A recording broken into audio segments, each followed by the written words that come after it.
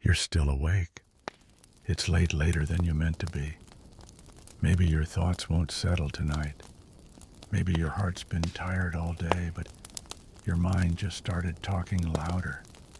Maybe there's grief there, or regret, or just that weightless kind of worry that hovers with no name. Sometimes it's not a loud panic, but a quiet ache, the kind that fills the room when the world goes still. Maybe you live with ADHD, and your thoughts keep sprinting in circles. Maybe you've been through something war-loss trauma, and your body doesn't know what rest feels like anymore. Or maybe you're just lonely, quietly, invisibly lonely, even with lights on and messages unread. You're not alone here. You found a soft place to land. You don't have to fix anything. You don't even have to fall asleep. We'll just drift somewhere together, slow, dim, and ancient. Let the tension in your jaw melt just a little. Let your shoulders drop. You can close your eyes if you'd like, or just listen to a voice, to the quiet, to a place not quite real. Can you hear it? The echo of footsteps in stone halls, the cold breath of dawn before the sun, a bell tolling low, not in alarm, but in rhythm. A steady reminder that time here is slow, circular, gentle. You're not in your room anymore. You wake on a straw-stuffed cot. Thin blankets, rough wool, fingers cold. Light seeps in through narrow windows, gray, wintry, unbothered. The air smells of waxed, damp stone and faint old incense. You're a monk now, somewhere in the medieval north, a monastery tucked into hills or cliffs, far from roads, far from noise. You took a vow, though you don't quite remember, when silence, obedience, simplicity. Maybe you came here running from something, or maybe the world outside just stopped feeling safe. Maybe you lost someone or lost yourself, or maybe you were simply born into it, but it doesn't matter anymore. You're here now. No one asks who you were. No one uses your name much. You are just one voice in the choir, one robe in the procession, one soul among many walking slowly through the hours. There are no clocks, just the bells, matins, lauds, prime. Time passes like breathing slow and sacred. You rise before dawn. You eat little. You copy texts by hand, or tend the gardens, or sweep ash from the chapel floor. The cold never fully leaves your bones, but neither does the stillness. If this slow unfolding helps you soften, helps you feel held, you can like or subscribe. But only if it brings ease. There's no rush here, no urgency. Just ask yourself gently, where are you right now? Is it dark in the room? Are you curled under a blanket or sitting still, shoulders hunched, screen close to your face? Try this, turn off the bright lights. Turn on something soft, a fan, a heater. Let the air settle around you. Let your body unclench 1 inch at a time. You don't need to sleep just yet. You just need to be. Let's begin tonight's journey inside the cold stone walls of a quiet, forgotten monastery. Section 1. Hey guys, Tonight we slip quietly into the frozen hush of another time, a time when even the wind seemed to whisper in Latin, and warmth was a luxury seldom spoken of aloud. You're not stepping into a feast hall or palace this evening. No gold, no silk, no torches blazing in glory. Instead, picture a gray sky, frozen in place, a bell tolling in the dark, and the echo of sandalwood on stone. We're entering a place where silence is louder than speech, and time is measured not in hours, but in prayers. Tonight you'll inhabit the life of someone whose name no one remembers, because you were never meant to be remembered. You are not the abbot. You are not the chronicler. You're one of the many barefoot, obedient, and chronically cold. You'll rise long before the sun dares to eat meals that insult the idea of food, and spend every waking moment serving a purpose older than yourself. And yes, if you're hoping for a warm bed or an exciting plot twist, I'm afraid you'll probably freeze and be bored stiff in both senses of the word. So, before you get comfortable, take a moment to like the video and subscribe, but only if you genuinely enjoy what I do here. Also, let me know in the comments where you're listening from and what time it is. Are you curled up in a warm blanket or pacing your monastery cloister with cold feet? Now dim the lights, maybe turn on a fan for that soft background hum, and let's ease into tonight's journey together. It's dark, not movie theater dark, not cozy night with fairy lights dark. No, this is the kind of black that presses against your face like a damp rag. The only thing louder than your own breath is the slow, sonorous toll of the matins bell echoing through the stone halls. It rings once, then again, as if the night itself is rolling over in discomfort. Your eyes flutter open. You don't see anything, but you know where you are. Cold stone wall to your left. A second monk's breath rising and falling rhythmically to your right. Your nose is freezing. Your fingers are stiff.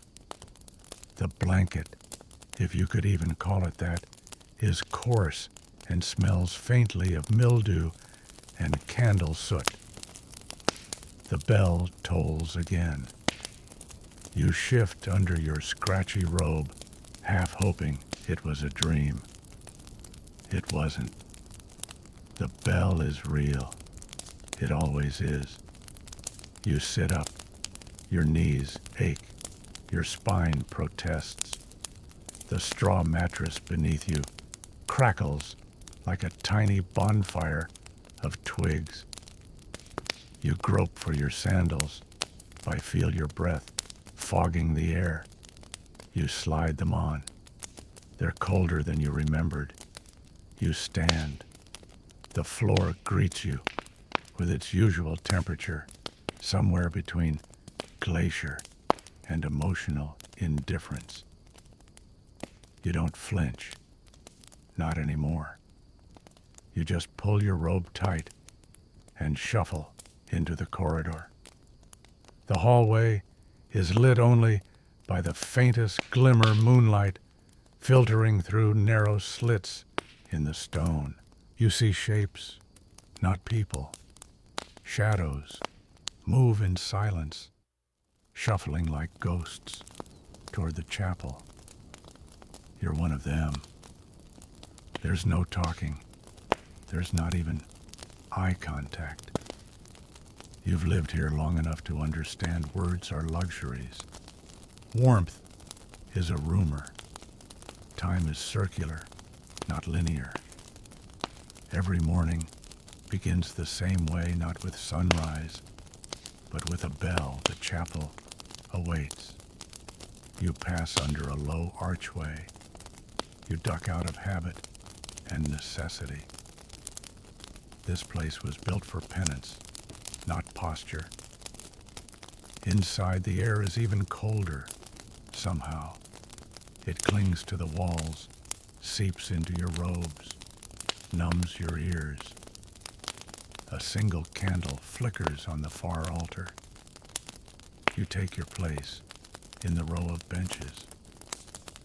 They're more like stone slabs than seats, but after years of kneeling on them, your body has forgotten what comfort used to mean. The abbot enters. No one acknowledges him. No need. The chant begins. Low, breathy syllables tumble out, not in unison, but in layered murmur. Domine labia, mea aperis. You join in, not because you remember the Latin perfectly, but because it's the one place your voice can disappear without question. Your stomach rumbles. Already. You ignore it. As the chant continues, your mind wanders to the way the candlelight flickers on the rough-cut stone, to the smell of burnt tallow, to the idea that maybe, just maybe, someone out there in the world is still asleep beneath a feather blanket. You try not to envy them. You think, instead of the bell, the one that will ring again after lauds, and again before chores, and again before meals. It will ring, and you will move. Not because someone tells you to, but because that's what bells do here. They tell time, they summon obedience, they replace thought. Historians still argue whether monks in remote monasteries suffered more from physical deprivation or the numbing repetition of routine. But you don't debate that. You live it. You are it. And right now you just want to finish chanting before your toes go fully numb. The candle sputters. You breathe. You are here, you are present, and the bell will ring again soon. Section 2. You shuffle out of chapel in silence, a procession of wool-clad shadows tracing the same grooves in the flagstones that have been there for centuries. Even in the faint gray light of pre-dawn, the air hangs heavy with cold. It's not the sharp, biting cold of snowstorms or mountain peaks. It's something deeper. An old, unhurried chill, the kind that seeps into your bones and makes your joints hum like badly tuned lutes. Your bare feet skim over the stone, calloused, enough by now to register pain only as a polite whisper. But still you feel every grain, every seam, every microscopic crack beneath you. There's no escape from the texture of this place. The monastery speaks in temperature and touch more than in words. You pass through a narrow hall where the wind sometimes snakes in through a cracked corner. It always feels like fingers, cold and invisible, pressing against your cheeks. You swear the drafts have personalities. One sighs, one tugs, one simply waits. Inside the refectory, everything smells faintly of damp linen and boiled grain. The meal is already waiting, if you can call it that. A wooden bowl slightly splintered, a ladle of something that might have once dreamed of being porridge, a crust of yesterday's bread That's roughly the hardness of the stone you're standing on. You sit with the others, but no one looks up. No one speaks. The rule of Saint Benedict is clear. Meals are taken in silence, save for the voice of the reader, a single monk whose sole task is to read scripture or the life of a saint, while everyone else chews slowly and contemplates eternity or oatmeal. Today's reading is from the book of Job. Of course it is. You spoon up the mush. It's lukewarm and bland, with an occasional surprise of texture, perhaps a bit of unmilled husk, or worse, a weevil. You chew anyway. There's a dull rhythm to this, like a soft drumbeat inside your head. One bite, one verse, one swallow. One more minute of being here alive. Anonymous, obedient. Brother Thomas sits across from you, his bowl already clean. Somehow, impossibly, he always finishes first.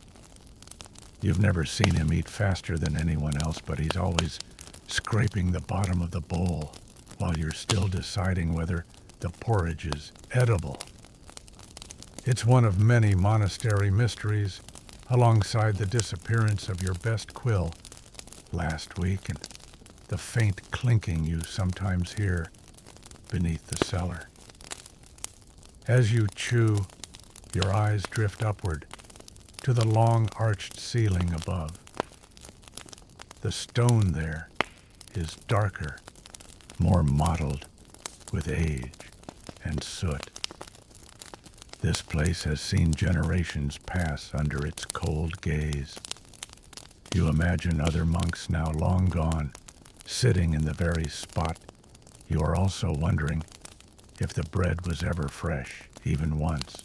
Historians still argue whether medieval monasteries truly isolated themselves as much as records suggest. Some say they were centers of local trade and even gossip. But in moments like this, when you could hear a spoon clink 3 tables over, you feel like you're living inside a whisper. Nothing comes in. Nothing gets out. You glance toward the reader.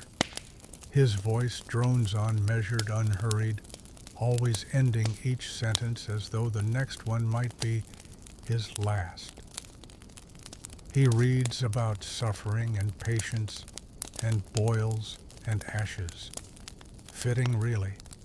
Everything in this room has the consistency of ashes. You take your last bite. It doesn't taste like victory. Once everyone is finished, the bowls are gathered, and still no one speaks. Even the coughs are polite. One monk sneezes quietly into his sleeve. No one says, "Bless you."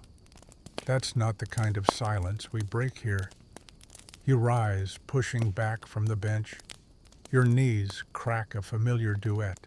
You nod slightly at Brother Elias, not a greeting, just a shared acknowledgement of your mutual morning survival. The day is only just beginning. Outside, the cloister calls. The courtyard is gray-blue with mist, the sun still deciding whether it wants to exist today.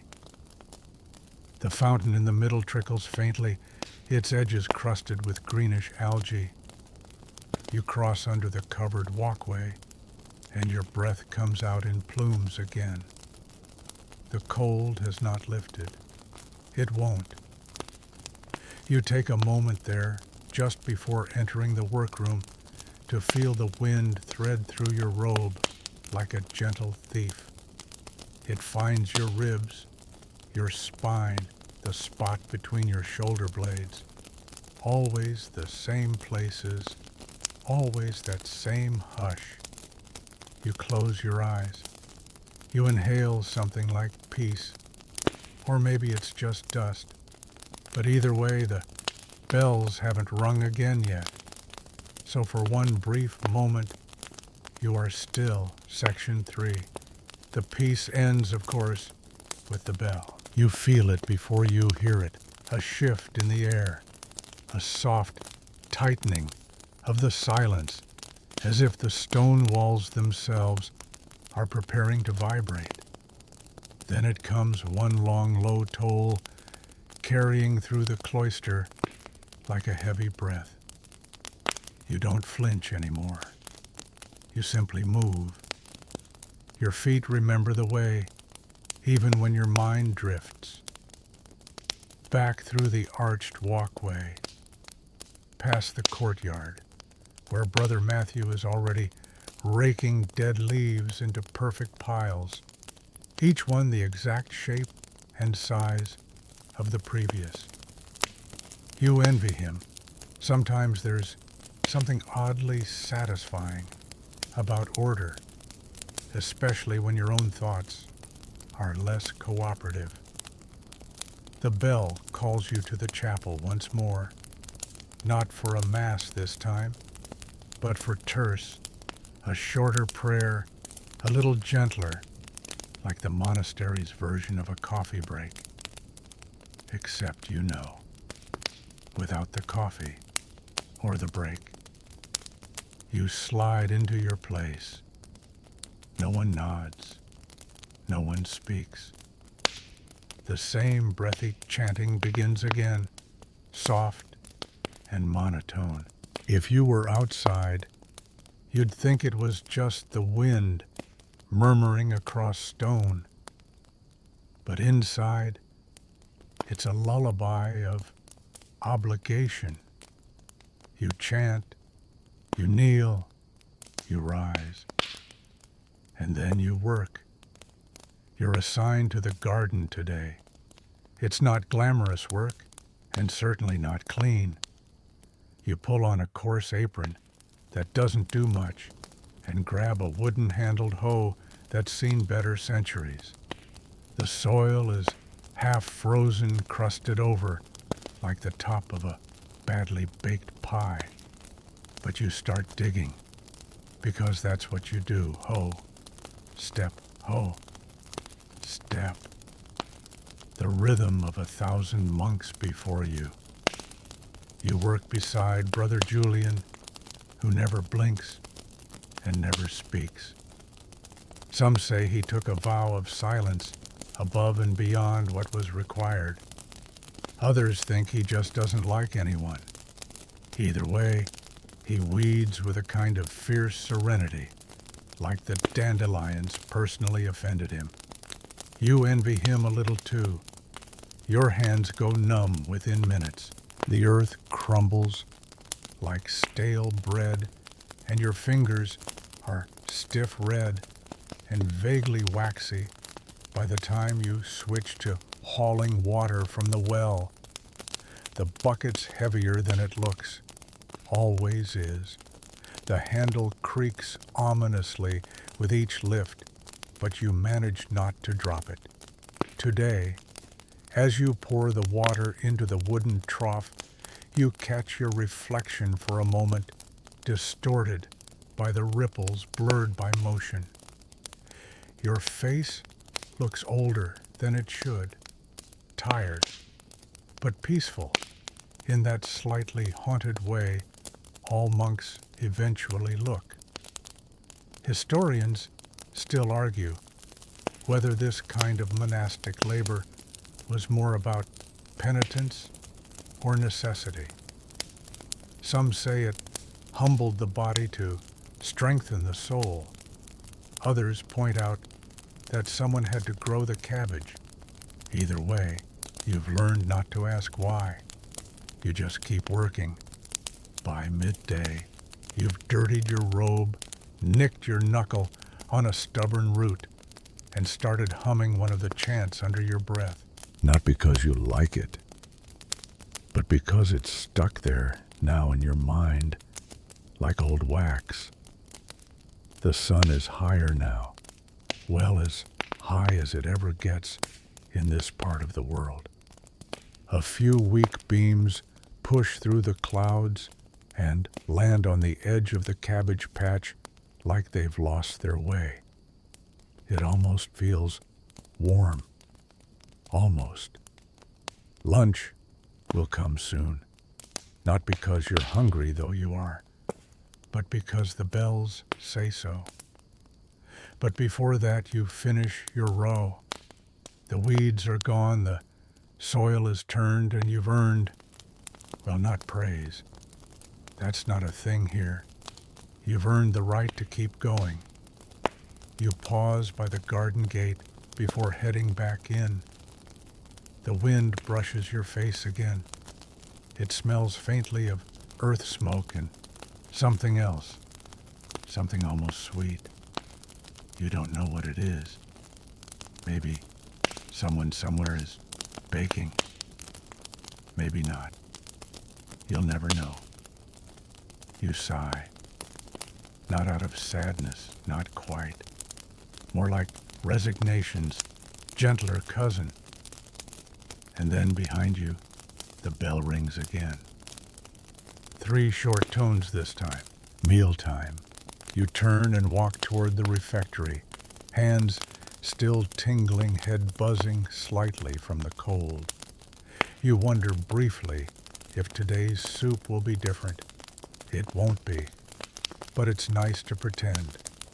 And besides, pretending is about as close to hope as you're allowed. Section 4. You return to the refectory just as the last of the midday bells fade into the stone. The room is no warmer than it was at breakfast, but the light has shifted brighter now, though still filtered through narrow windows, casting streaks of diluted gold across the long wooden tables. You take your place, same as always.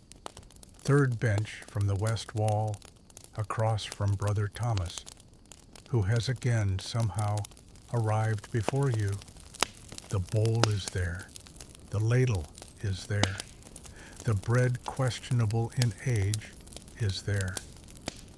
Today's soup is a watery affair with a faint green hue, possibly leeks, possibly spinach, possibly weeds the cook mistook for edible greens again. You stir it half-heartedly. The contents swirl with the resignation of someone who knows their destiny and has accepted it. A brother begins to read. This time, it's the life of a martyr you've never heard of, who apparently smiled while being boiled alive.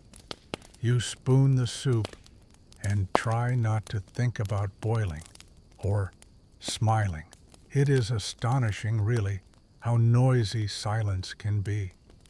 You hear it all, the crack of crust as someone breaks their bread, the scrape of a spoon on the bottom of a bowl, the tiny thud of someone shifting too quickly on the wooden bench. It all amplifies, echoes, even bouncing between the vaulted ceilings and the ancient stone. And then there's the swallow, a single audible gulp from the monk to your right. You stare straight ahead, trying not to smirk. That would be frowned upon. You chew your bread. It flakes like shale, but you're grateful for the texture. It reminds you your teeth still exist, still work, small victories. Historians still argue whether meals in monasteries were ever enjoyable, or if the point was spiritual hunger above physical satisfaction. Some records mention feasts on feast days, fresh fish, cheese fruit. But for the average monk on an average day like this, your lunch is a lesson in humility, served with a side of root vegetable mystery. You glance at Brother Thomas.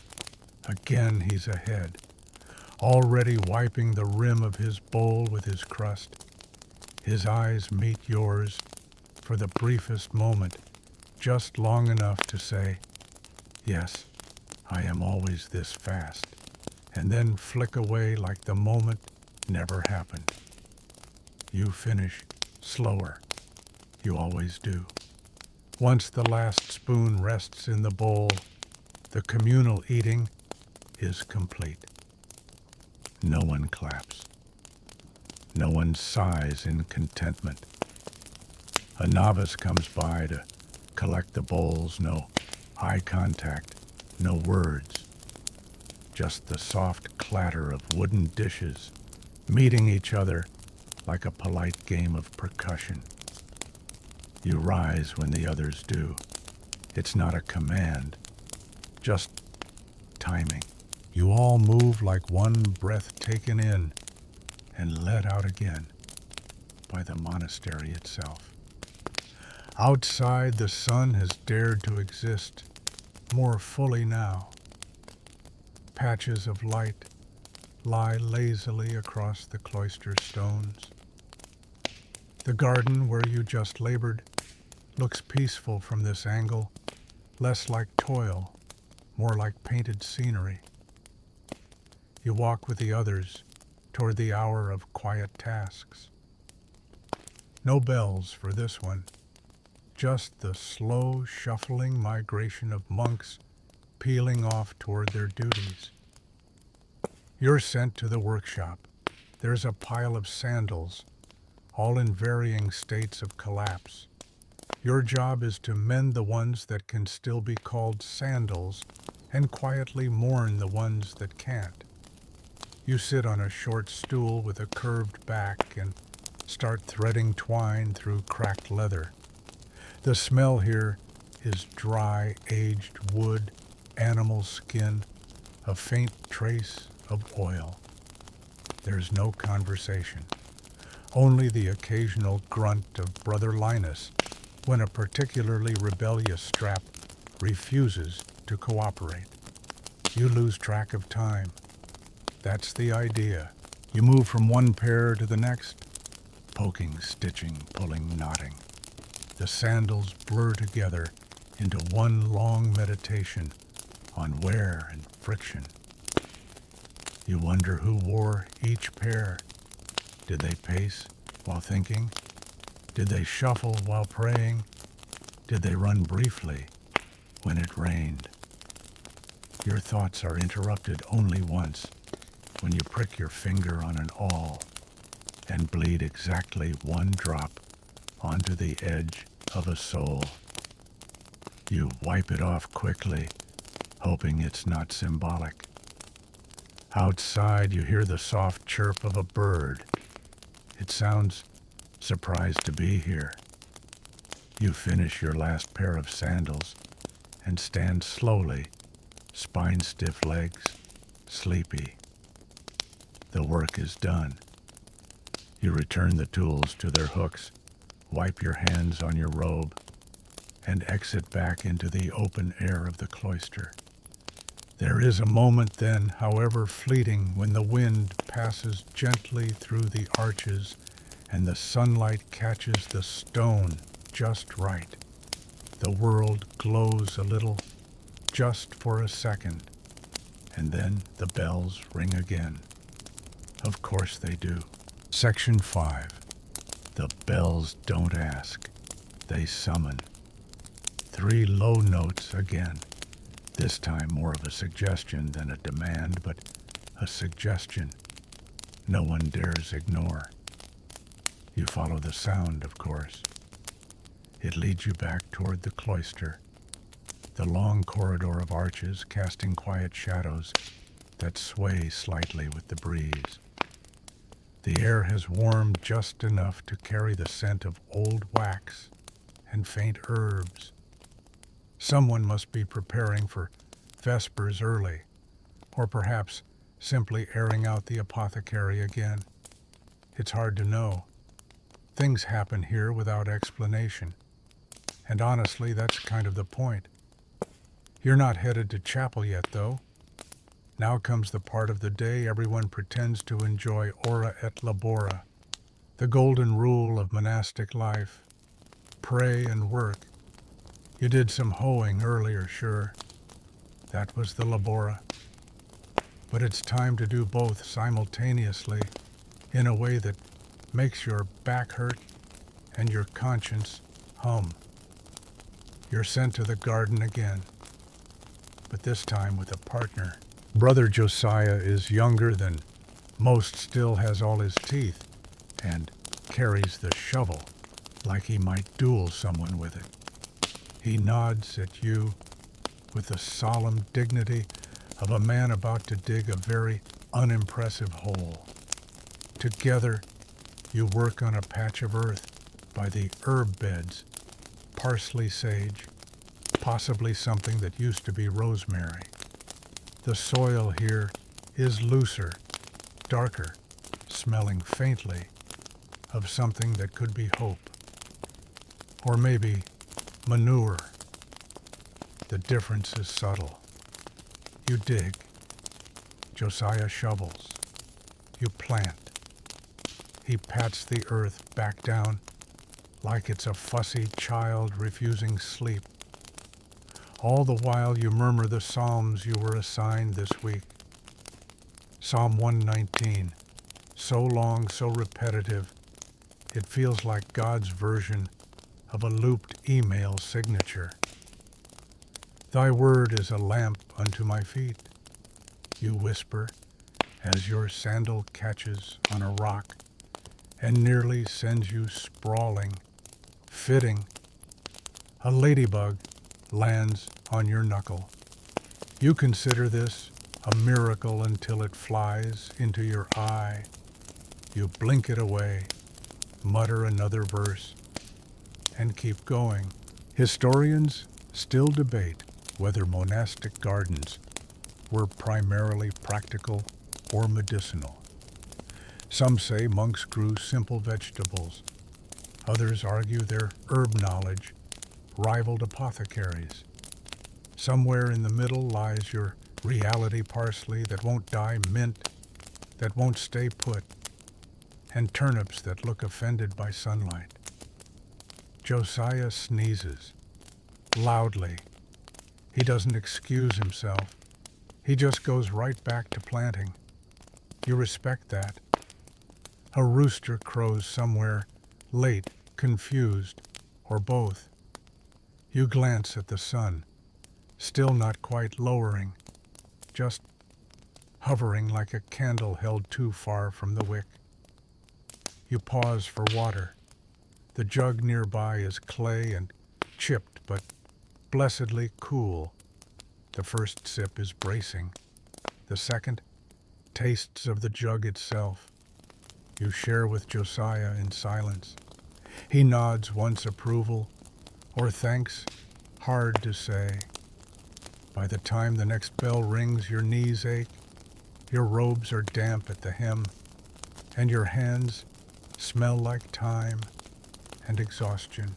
You brush your palms against the grass, wipe your forehead with the inside of your sleeve, and straighten up with a crackle of spine that suggests you're at least 3 decades older than you are. You return the tools. That's important here. Everything has a place, even you. The next destination is the scriptorium, a stone room filled with wooden desks, glassless windows, and the ever-present scratching of quills. The air inside smells of ink dust and concentration. You slide onto your stool, find your parchment still waiting where you left it this morning, and pick up your pen. Your task, a single illuminated letter, the first of a new chapter in the monastery's treasured manuscript. It's the letter B. You've already sketched the outline, a curly, confident thing, half bubble, half ambition.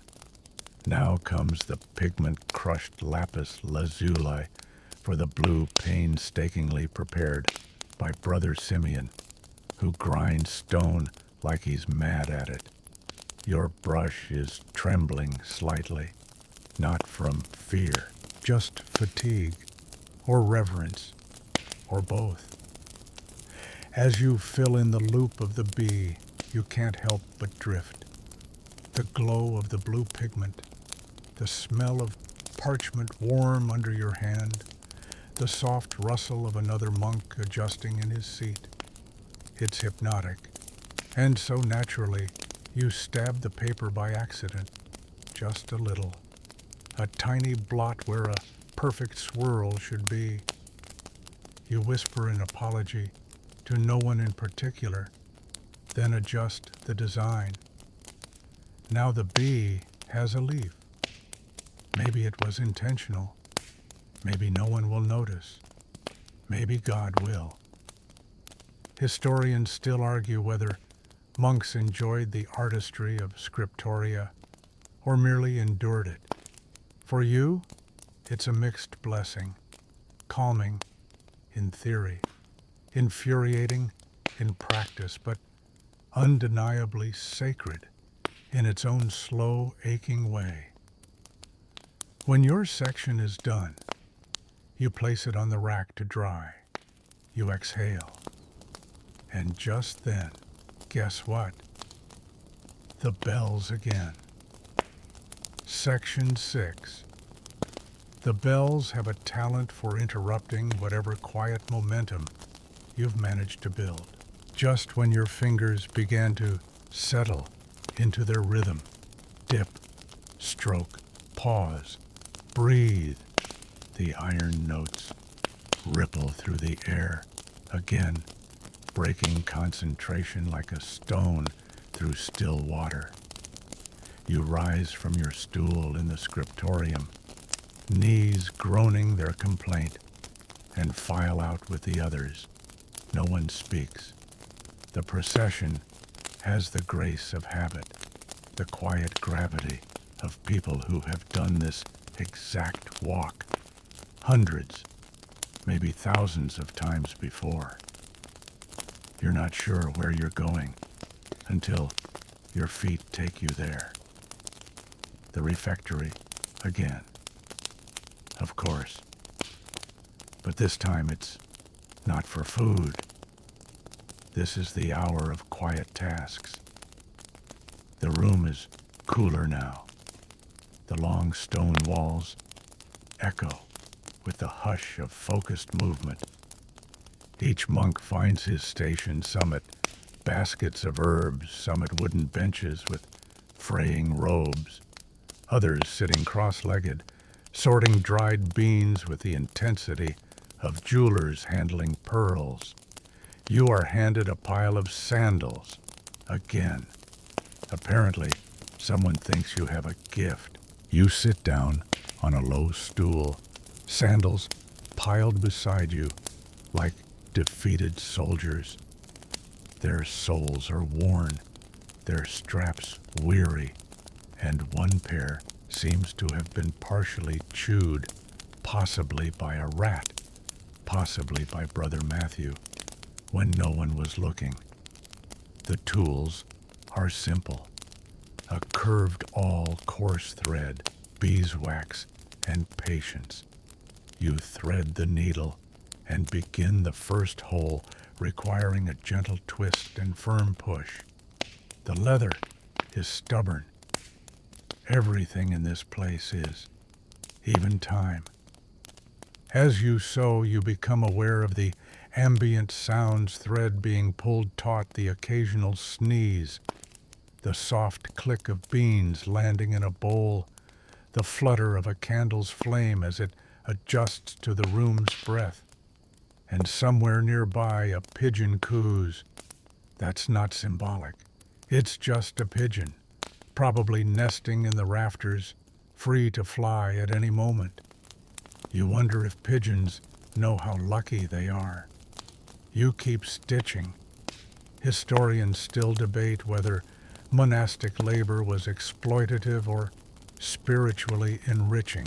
The rule of Saint Benedict said it was necessary for discipline and humility.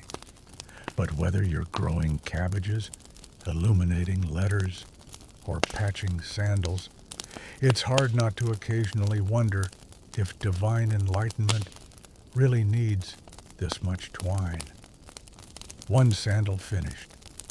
On to the next. You notice Brother Thomas a few feet away, untangling rosary cords with the precision of a man diffusing a very tiny bomb. His face is expressionless. He could be contemplating eternity or absolutely nothing at all. It's hard to tell. You shift. Your back protests. Your stomach lets out a soft growl, and you're not alone. Someone across the room echoes it, though they pretend otherwise. Still you work, because that's what you do. That's what everyone does. You begin humming under your breath, quietly enough not to draw attention. Just a single note, a droning hum, more like the memory of a song than an actual tune. The sandals blur. You patch. You reinforce. You tie off knots with a little more flair than necessary, just enough to feel like an artist again, if only for a moment. A breeze slides through the corridor window. It smells faintly of wood smoke and rosemary. You pause, breathe in, then return to the task. The hour passes. You know this because the sandals are done, not because the bells have rung yet. You stretch your hands, fingers stiff knuckles, protesting like creaky hinges. You set the pile aside and nod quietly to Brother Elias, who will take them to the storage room. He nods back. The entire exchange takes exactly 2 seconds and 0 words.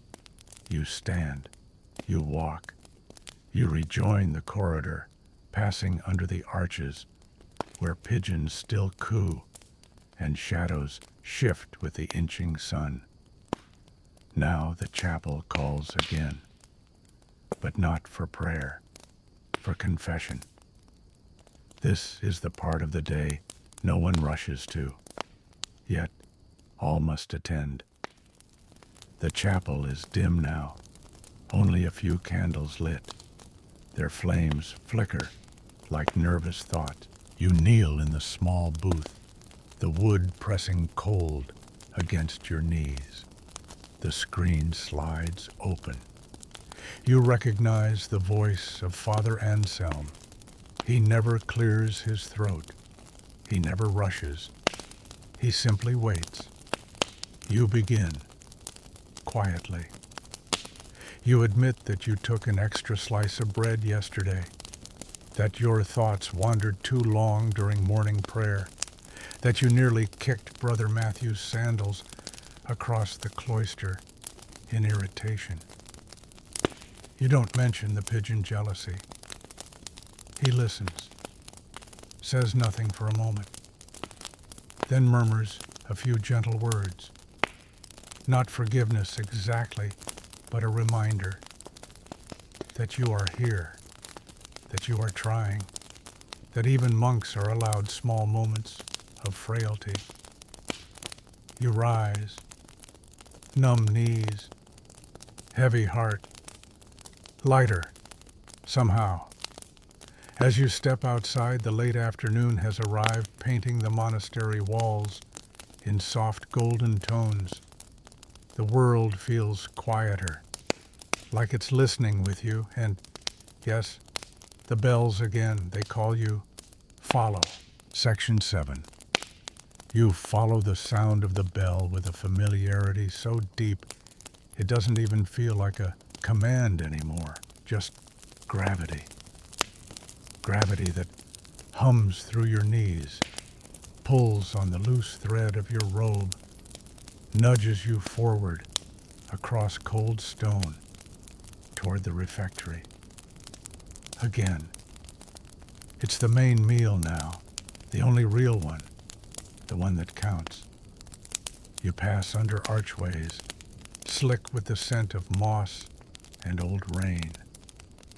Outside, the sky bleeds into soft amber and gray, the last sun rays smudging across the edges of the cloister. You enter the refectory with your usual group of silent shadows, heads bowed, shoulders close but never touching. The hush is so deep you can hear the echo of your own robes brushing your ankles. There are no chairs here, only long wooden benches as stern as the monks who made them. You file in, side by side, not like soldiers, but like echoes of yesterday. You sit in the same spot as always, not assigned, not enforced, just understood.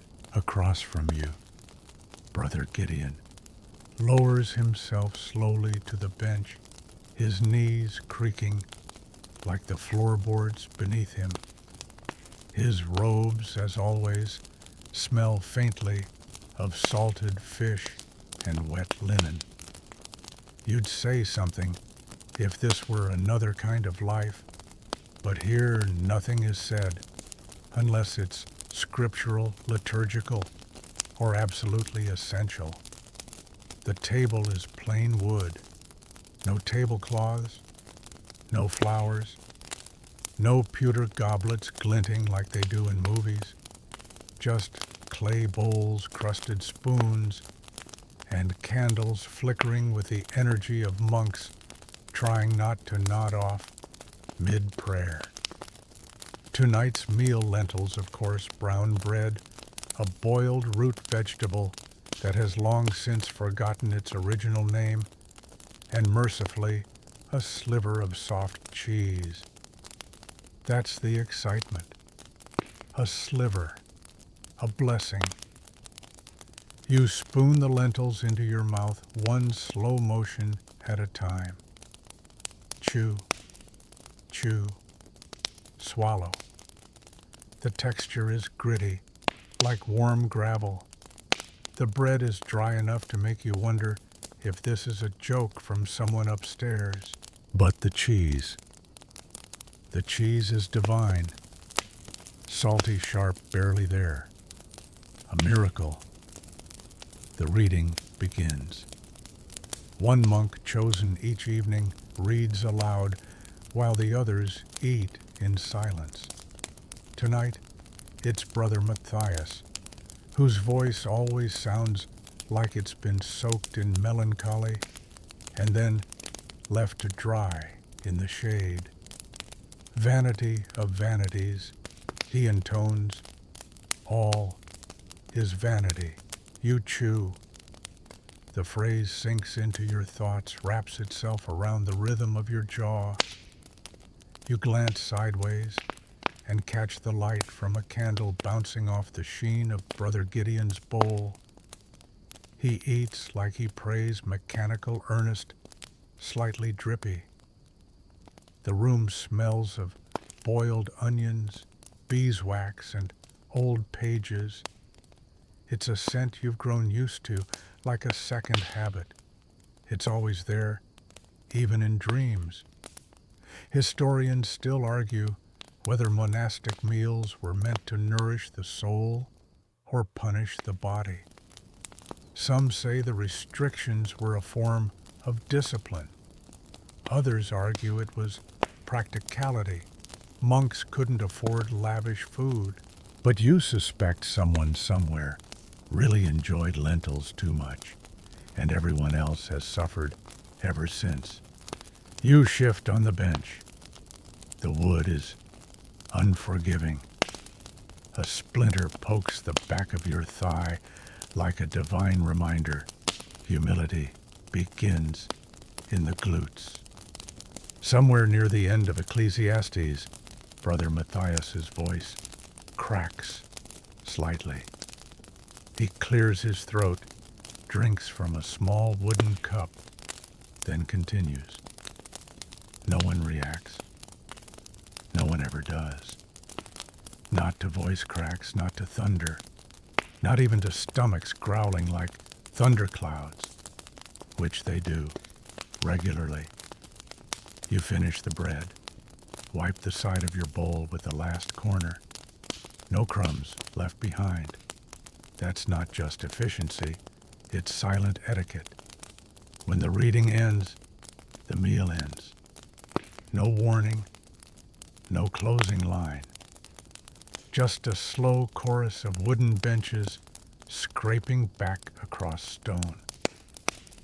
The sound is like a groaning choir of trees waking up in a forest.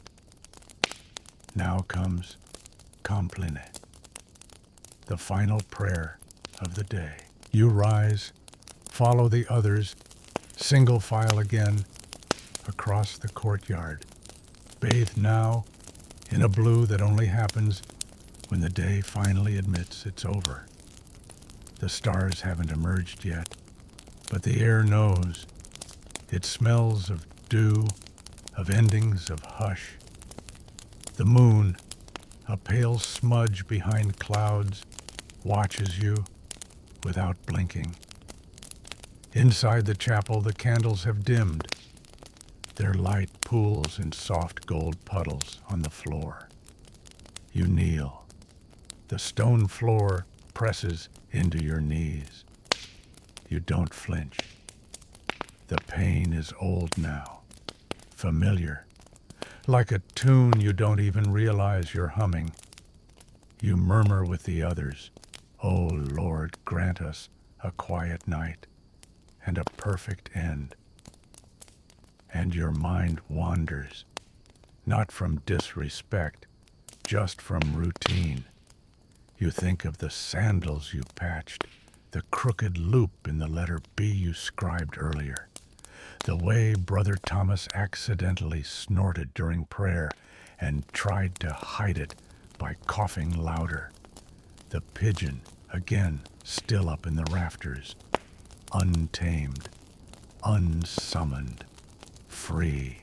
You imagine what it would be like to be that pigeon. Wings out, sky above, no schedules, no lentils. The prayer ends. No applause, no fanfare. Just silence again. A deeper one. One that doesn't feel empty. It feels full. Like the end of a song that keeps playing in your chest long after the notes stop. You walk back to your cell. The sky is now indigo, inkier, crisper. The cold has teeth, and your breath trails behind you like small silent ghosts. Inside your room, the same straw mattress, the same chipped mug on the shelf, the same robe folded just so. You change into your sleeping garment. You stretch out.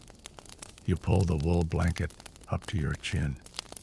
And just before sleep closes its arms around you, you hear it again.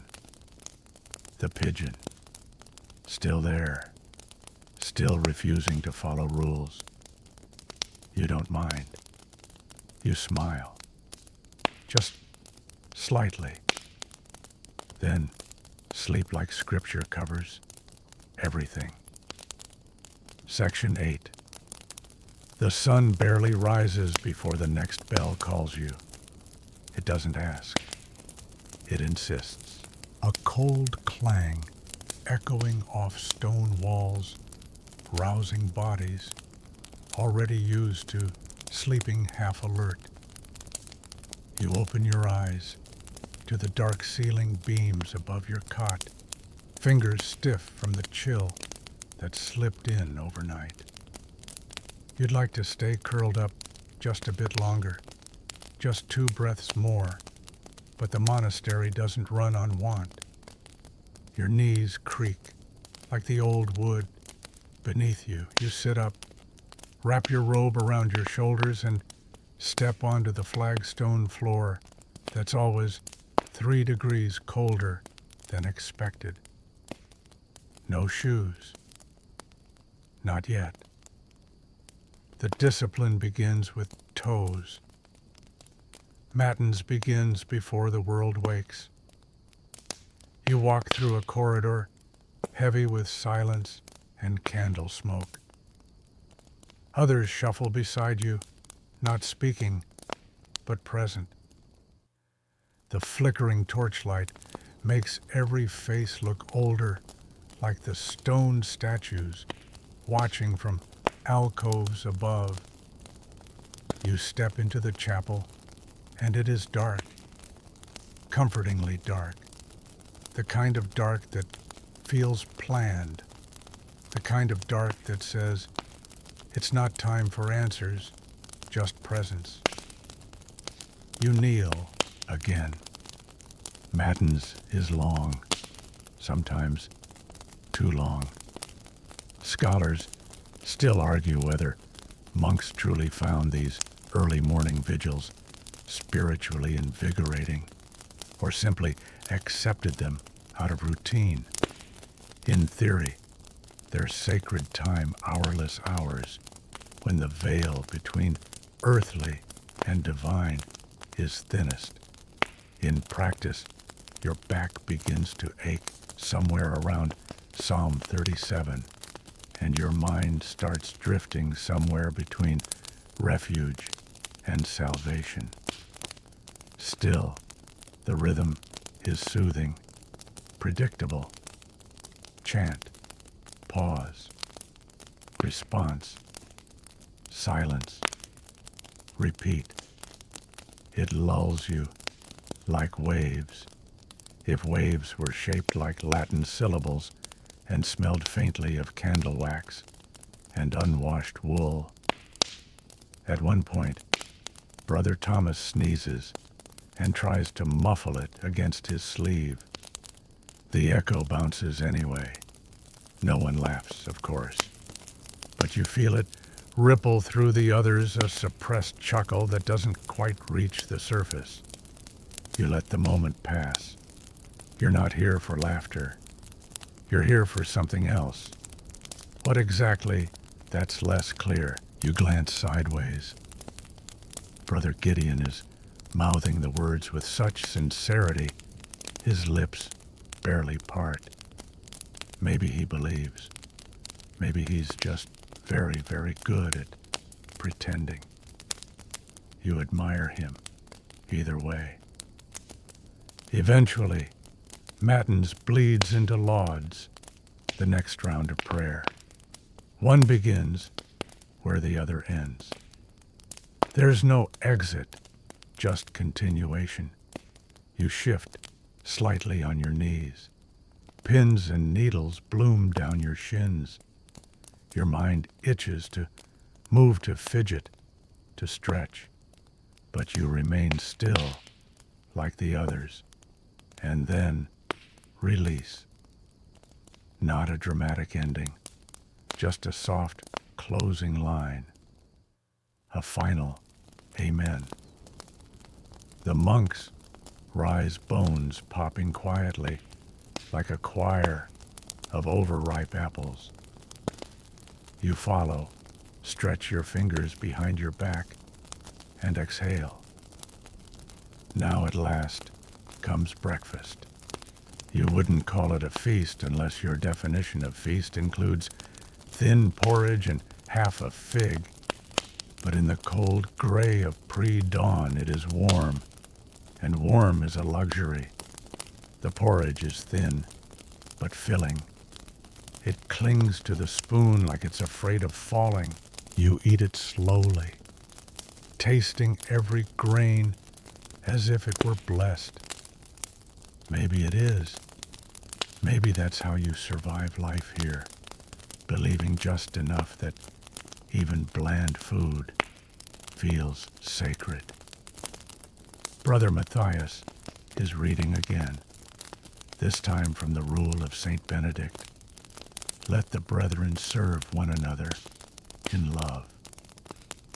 You chew, and let no one murmur or grumble. You definitely chew. There's a bit of dried fruit in your bowl, a raisin maybe, or a fig fragment that got lost. It feels like treasure. You move it around your mouth slowly, saving it as long as possible. A small, quiet victory.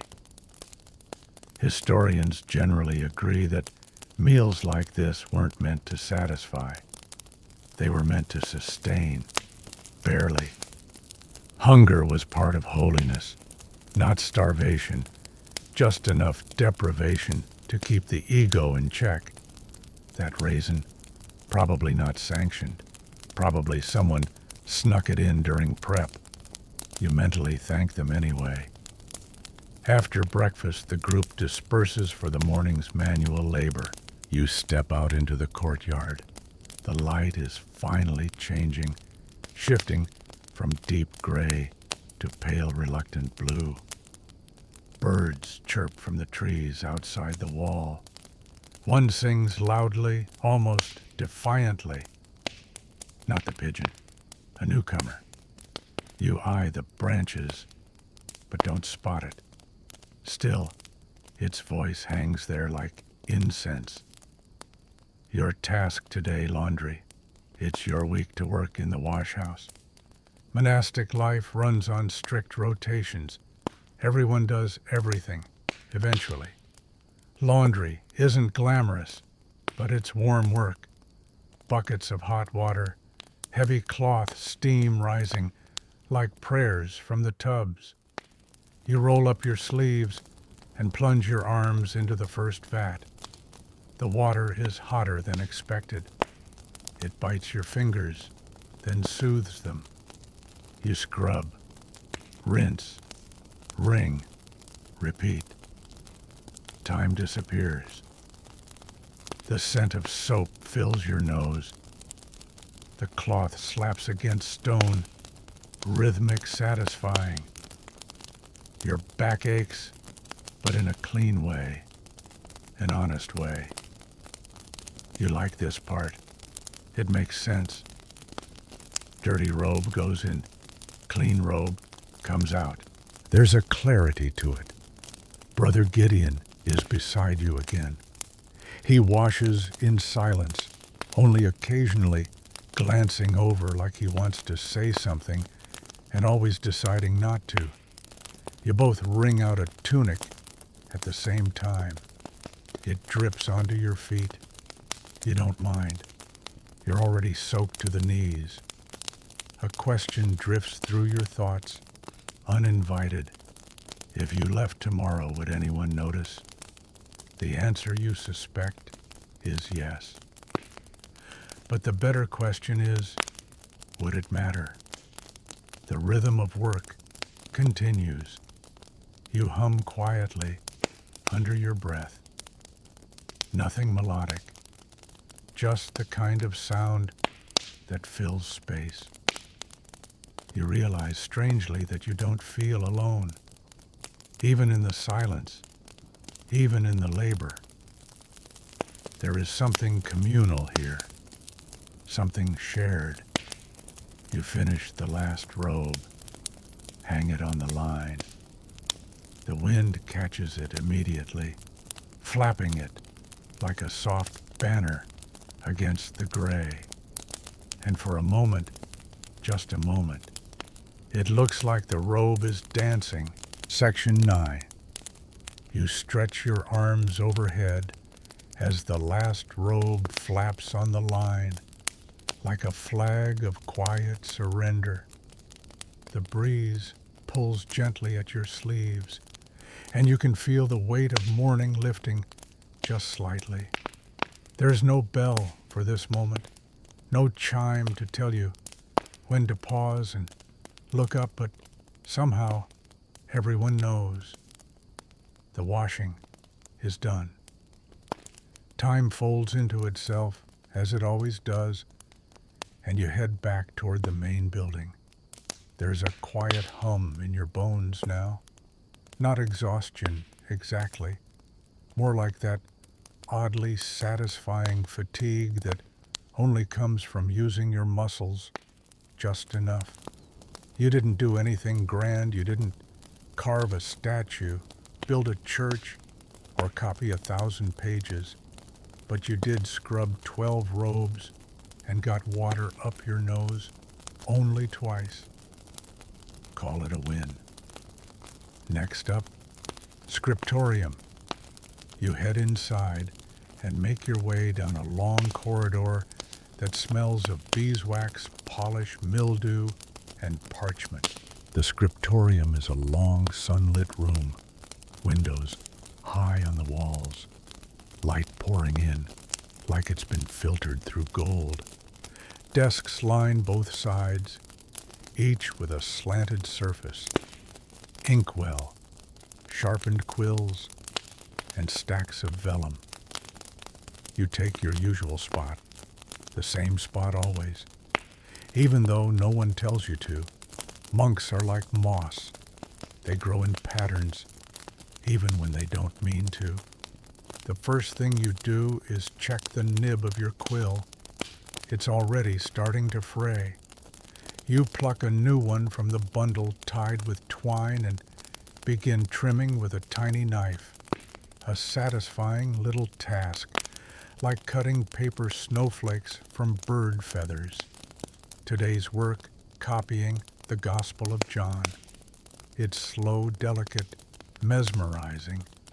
You dip the quill into the inkwell, just enough, never too much, and begin your strokes. The Latin unfolds in slow loops across the vellum. One mistake, and the whole page could be ruined. That's the pressure. That's the glory. You concentrate so deeply that time goes soft at the edges. Et verbum caro factum est, and the word was made flesh. You write the words carefully, reverently, even if your mind occasionally wonders what's for the midday meal. You're only human. Mainstream historical accounts confirm the importance of these scribal tasks. Monasteries were the keepers of knowledge after all. Without monks like you, entire centuries of literature, philosophy, and theology would have vanished. It's noble work. Repetitive, sure, but noble. That said, scholars still argue whether all monks truly grasped the depth of what they were preserving. Were you guardians of culture, or just really diligent copy machines with good penmanship? You're not sure yourself. Some days you feel holy. Some days you feel like a slow-moving Xerox with calluses. You pause to stretch your fingers. The joints pop. You glance sideways. Brother Matthias is already on his second page. Show off. His calligraphy is maddeningly perfect, each letter curled like a fern. You tell yourself not to be jealous. It's not a competition. But if it were, he'd definitely win. You reach for a small pot of pigment deep blue today. Rare, expensive, saved only for initials. You carefully dip a different quill and add the decorative I to in principio erat verbum. Just one letter, but it takes nearly 5 minutes. Blue like a twilight sky. You admire it for half a second before moving on. The scriptorium creaks with the sound of dozens of pens scratching in harmony. It's oddly beautiful, like rain on paper, steady and soothing. You settle into the rhythm again. Hours pass like this. Monks come and go quietly. Someone coughs. Someone else sneezes. No one speaks. The air smells of old vellum and dried ink. You let the words guide your hand. Then something happens. A fly, not just a fly, a very loud, very aggressive fly. It zooms across your page like it owns the gospel. It lands right on the ink. You freeze. If you swat it, you'll smudge the text. If you don't, it'll crawl over John's holy Latin like it's a buffet. You hold your breath. Wait. Hope. The fly finally buzzes off on its own, leaving a single black speck behind. You curse internally in Latin, quietly, elegantly. Saint Benedict would approve. Eventually, your page is done. You set it on the drying rack and stretch your spine. It cracks like ice. You earned that noise. You glance around. The others are still heads down. Brother Gideon, a few rows down, is chewing his lower lip, in concentration as always. Probably forgotten to blink for 20 minutes. A fringe fact in some abbey scribes were given small wine rations to inspire focus. You got none of that, just porridge and the occasional fig. Maybe that explains the fly. The bell rings for midday prayers. You rise, cap your inkwell, clean your quills, and step back out into the corridor. The light outside is brighter now, crisp and pure. You feel a small sense of accomplishment. You copied exactly 1.5 pages. That's it. That's the whole morning, and yet it feels like a small eternity. You join the procession into the chapel again, where psalms await. You know most of them by heart. Your voice blends in with the rest, a low tide of syllables rising and falling. You're not singing for glory. You're not even really singing for yourself. You're just singing. The chant ends. And then comes the short moment of exhale between prayer and meal, between ink and sleep, between one breath and the next. It's in this in-between where life here is lived. You wonder if the fly found its way outside. Section 10.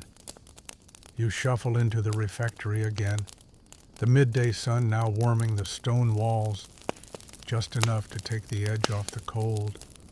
The floor is worn smooth from centuries of sandals, and you know exactly where each creak will happen before your feet even land. Rows of long wooden tables stretch before you, and as always, there's no assigned seating, but somehow everyone finds their same place. Lunch is already laid out. A small hunk of coarse barley bread, a bowl of thin lentil stew, and for some inexplicable reason, a single roasted onion. You stare at it for a moment, not quite sure whether to feel thankful or suspicious. It smells fine, vaguely sweet even. Maybe the kitchen brother got generous today, or distracted. You sit, fold your hands, and wait. A bell rings. A prayer is spoken low and steady. Only after the final amen do you touch your spoon. The stew is warm, filling, and exactly as exciting as you remember it. Not bad, not good, just beige. You take a bite, chewing slowly, as Brother Thomas stands at the head of the hall, reading aloud from the writings of Saint Jerome. Something about humility, or pride, or possibly both. It's hard to tell. The words swirl together in the background like wind through reeds. This too is part of the order. Meals in silence, reflection while eating, digestion as devotion. You sip the broth. It has a few carrots in it, a small luxury, or maybe turnips masquerading as carrots. Hard to say. You don't question it. You just chew. Mainstream historians agree that monastic diets were simple but nutritionally decent, heavy on legumes, grains, and whatever was seasonal. Protein came from fish or cheese when it came at all. Some days it didn't. Still, the diet was balanced in its own way. You've certainly felt worse on modern vending machine fare. You glance around. Everyone is eating with the same quiet focus, like their bowl contains not just stew, but salvation. It's oddly calming. There's something dignified about shared silence. No awkward chatter. No performative small talk. Just chewing. Now, there is one fringe theory, unconfirmed of course, that some monks use these silent meals to develop an unspoken communication system with subtle eyebrow movements, a rogue wave of monastic Morse code. You test this theory by arching one brow meaningfully at Brother Gideon across the table. He blinks once, then resumes eating. Maybe not. As the meal winds down, you carefully mop the last bit of stew with your bread. It's chewy, dense, and has a slightly sour taste that's oddly comforting, like the monastery itself. Hard to get through, but it stays with you. After lunch, dishes are cleared with quiet efficiency. Everyone knows their role, and no one needs to be told. The scraping of bowls, the stacking of cups, the soft clatter of spoons. It all happens like choreography. You carry your bowl to the basin, rinse it, dry it, and place it on the shelf. The onion was better than expected, by the way. Soft, a little sweet, and surprisingly satisfying. You silently thank whoever cooked it. Then comes the briefest freedom of the day, the midday rest. Not a nap exactly, more like pause, a recess for the soul. You head back to your small cell, that simple room with the narrow cot, the wooden cross, and a shelf that holds one worn book and a comb that's seen better centuries. You sit, you breathe, you close your eyes, and for 20 minutes, maybe 30, you are just still. No chanting, no copying, no scrubbing. Just you and the cool air that slips through the stone walls like a whispered lullaby. You lie down. Let your arms rest by your sides. The silence isn't heavy here. It's soft like dust settling. You hear your heartbeat. You count your breaths.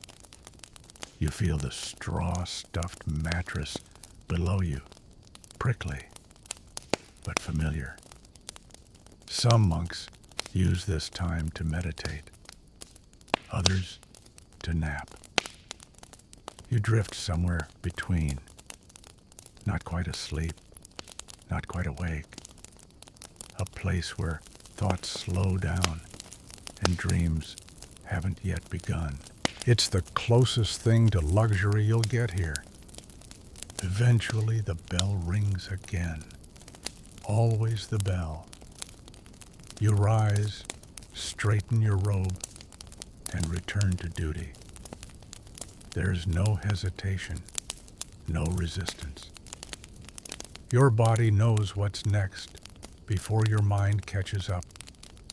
You file out into the hallway, rejoining the silent stream of brown robes and bowed heads. You are one of many. And that's okay. Afternoon tasks await. Today you're assigned to the herb garden.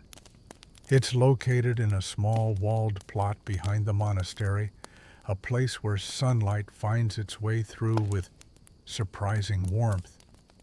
The air here smells different, earthier, sweeter, laced with mint and rosemary. You kneel beside a row of sage plants and begin weeding your fingers, sinking into soft soil. It's peaceful. Your mind doesn't need to do much here. Just dig, pull pat, down repeat. The rhythm is its own prayer. You catch the scent of lavender on your sleeve. It lingers like a memory of something kind. Did you know some monasteries made their own herbal medicines, salves, tonics, even early versions of cough syrup? Monks were medieval pharmacists in their spare time. Historians still argue whether their remedies were genuinely effective or mostly the placebo power of well-meaning plants. But either way, people trusted them. You pluck a sprig of thyme and tuck it behind your ear. It's not regulation, but no one notices. Or if they do, they pretend not to. Brother Gideon is at the other end of the plot, carefully pruning the elderberry bushes. He hums under his breath, a tiny melody. It makes you smile. You hum too. Not the same tune, just something quiet.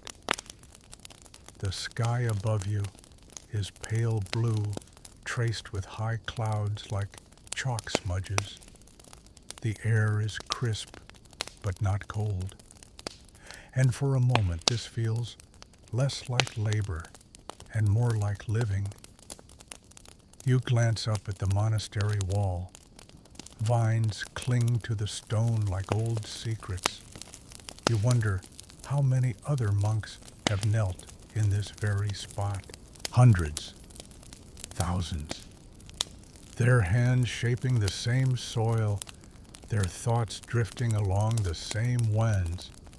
And so you keep working, one weed at a time, one breath at a time. One afternoon in a lifetime of afternoons. Section 11. The sun has tipped past its peak now, casting longer shadows across the herb garden, stretching over the stone paths like sleepy fingers. You brush the soil from your palms and stand slowly, your back reminding you that even humble labor leaves its mark. The air has shifted, a little cooler, a little softer, as if the day is quietly exhaling. You head back through the cloister, footsteps echoing against ancient stones, and return your tools to the wooden shed, everything in its place. The monastery is many things, but messy is not one of them. Even the shovels seem to stand straighter than necessary. It's nearly time for the next office. None the mid-afternoon prayer. You pause at the fountain in the courtyard, cupping your hands beneath the clear stream. The water is cold, always cold, but it clears your head. You splash your face, straighten your robe, and enter the chapel again. The voices rise once more. Psalms roll gently through the air like old lullabies. Your voice blends into the sea of sound, not loud, not perfect, just present. That's enough. After none, there's a short window of personal study. And while some use that time to review sacred texts or polish Latin declensions, you quite rebelliously head to the library's back corner, not to read anything grand, just to be near the books. The scent of vellum dust and candle wax is strangely comforting. You find a small stool beneath a high window and sit. You don't even open a book. You just breathe. A fun historical fact, some monasteries chained their most valuable books to the shelves, not because they were afraid of theft, but because books were so rare and labor-intensive that even the idea of misplacing one was scandalous. Each book was in its way a sacred artifact, sometimes even cursed, if you believed the scribbled warnings in the margins. You glance toward one such tome now. Its chain rattles faintly in the draft. You smile. No one's touching it. Not today. Brother Matthias passes behind you, nodding once in silent camaraderie. He's holding a worn copy of The Rule of Saint Benedict. Of course, the man practically eats orthodoxy for breakfast, probably dreams in Latin. Your study period drifts by like smoke. Before you know it, the bell rings for work detail again. Your eyes joint stiff, but soul lightened. It's time to assist in the guest house. A new task today. The guest house sits at the edge of the monastery grounds reserved for pilgrims and the occasional, very important clergy person. It smells faintly of incense, boiled turnips, and expectation. Your job, clean the chamber pot, refresh the linens, and sweep the rushes. Glamorous enough, but essential, apparently. You carry a small broom and a bucket, trying not to think too hard about what's inside it. The chamber pot sloshes. You pretend it's holy water. It is absolutely not. You tip it into the designated latrine pit behind the outer wall, wrinkling your nose. The smell is intense, enough to knock a heretic sideways, but you survive it, barely. Chalk it up as your martyrdom for the day. Back inside, you fluff the straw bedding, straighten the wool blanket, and set out a small basin with water. The room is now hospitable, maybe even welcoming if the guest isn't too picky. You sweep the rushes into a neat pile and carry them out to compost. Every part of monastery life, even the waste, is folded back into the cycle. Nothing wasted, nothing left untended. By the time you finish, the sun is angling low in the sky, casting golden rays through the arched windows. You pause outside the guest house door, taking in the moment. The wind stirs your robe. Birds trill in the ivy. You allow yourself one deep, contented breath.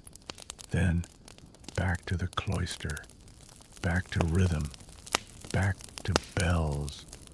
You join the others for vespers, the evening prayer. The chapel is darker now, candlelight dancing across the stone. The psalms are slower, lower, less proclaiming, more settling. It feels like the monastery itself is winding down, gathering its breath for the night ahead. You kneel, stand, bow, chant. The words flow like water over stones, familiar, smooth, unchanged. Let my prayer be set forth in thy sight as incense, and the lifting up of my hands as the evening sacrifice. You glance at your own hands, stained with ink soil, maybe even turnip water, holy in their own way. Hands that have done work, that have held quills, onions, brooms, that have folded into prayer without needing a reason. Historians still argue whether the structure of monastic time was liberating or oppressive. Was the endless cycle of prayer and labor a path to transcendence, or just a very orderly prison? You're not sure. But here in this flickering moment, you feel still. Not happy, exactly, but not burdened. Just a tiny point of warmth in a big, cool world. After Vespers, there is supper, even simpler than lunch. More bread, more stew, a sliver of cheese, if the cows have been generous. Tonight's variation, a piece of dried apple. You savor it like it's the food of kings. Then comes Compline, the final prayer of the day. The lights are low. The air is sleepy. The prayers speak of rest protection in the dark peace for the soul. You repeat them slowly, letting each word fall like a blanket over your thoughts. You leave the chapel in silence, the world already tipped into shadow. The stars are beginning to show. A deep hush settles over the monastery, broken only by the soft scuff of sandals and the wind whispering through arches. You return to your cell. It is small. It is plain. But it is yours. You sit on the cot, unfasten your belt, and fold your robe across your lap. You look around at the bare walls, the wooden crucifix, the tiny window that frames a sliver of night sky. You breathe in, and slowly, you let the day go. Section 12.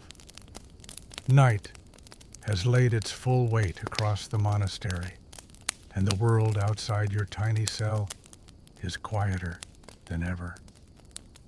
There is no traffic, no ticking clocks, no hum of electricity, just the wind fingering through high branches and the creak of old stone stretching in the cool.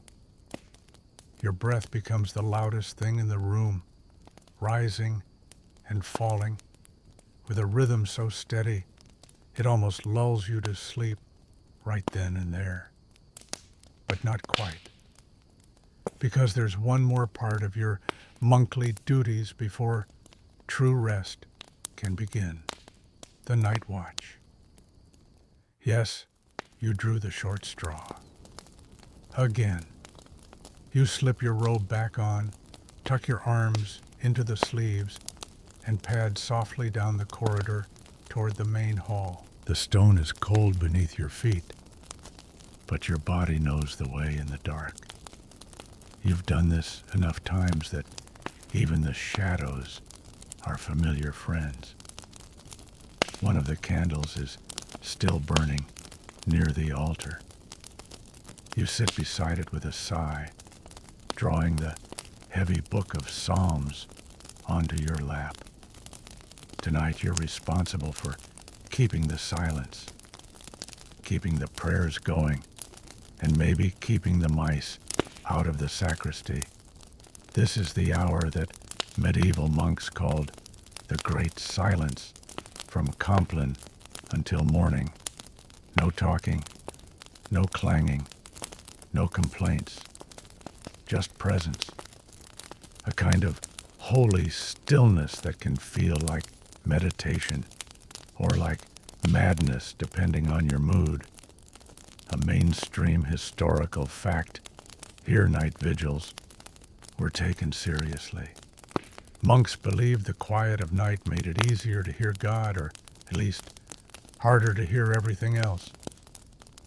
Your eyes drift shut for a moment, just a blink, but then another. You blink again and again. You're not technically sleeping. You're just deeply meditating in a horizontal direction, with light snoring. Some historians still argue whether monks actually stayed awake for these late vigils or just rested their eyes with admirable consistency. Given your current state, you understand the ambiguity. The flame flickers, shadows stretch across the chapel floor like sleepy cats.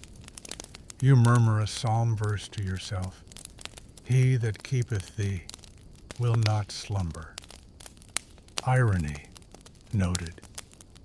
Somewhere behind the stone wall, a distant owl hoots. Your thoughts wander. You picture the herb garden, now in darkness, moonlight brushing the lavender and thyme. You think of Brother Gideon's humming, the warmth of soup, the quiet smiles at supper, the onion that surprised you, the way the bells chime like punctuation marks through your hours. You're not just living a day here, you're living a loop, a spiral staircase of time, always turning, always repeating, always a little higher, or maybe deeper, each round. You adjust your posture, stretching your back. The stone bench isn't exactly ergonomic, but it teaches posture, if not patience.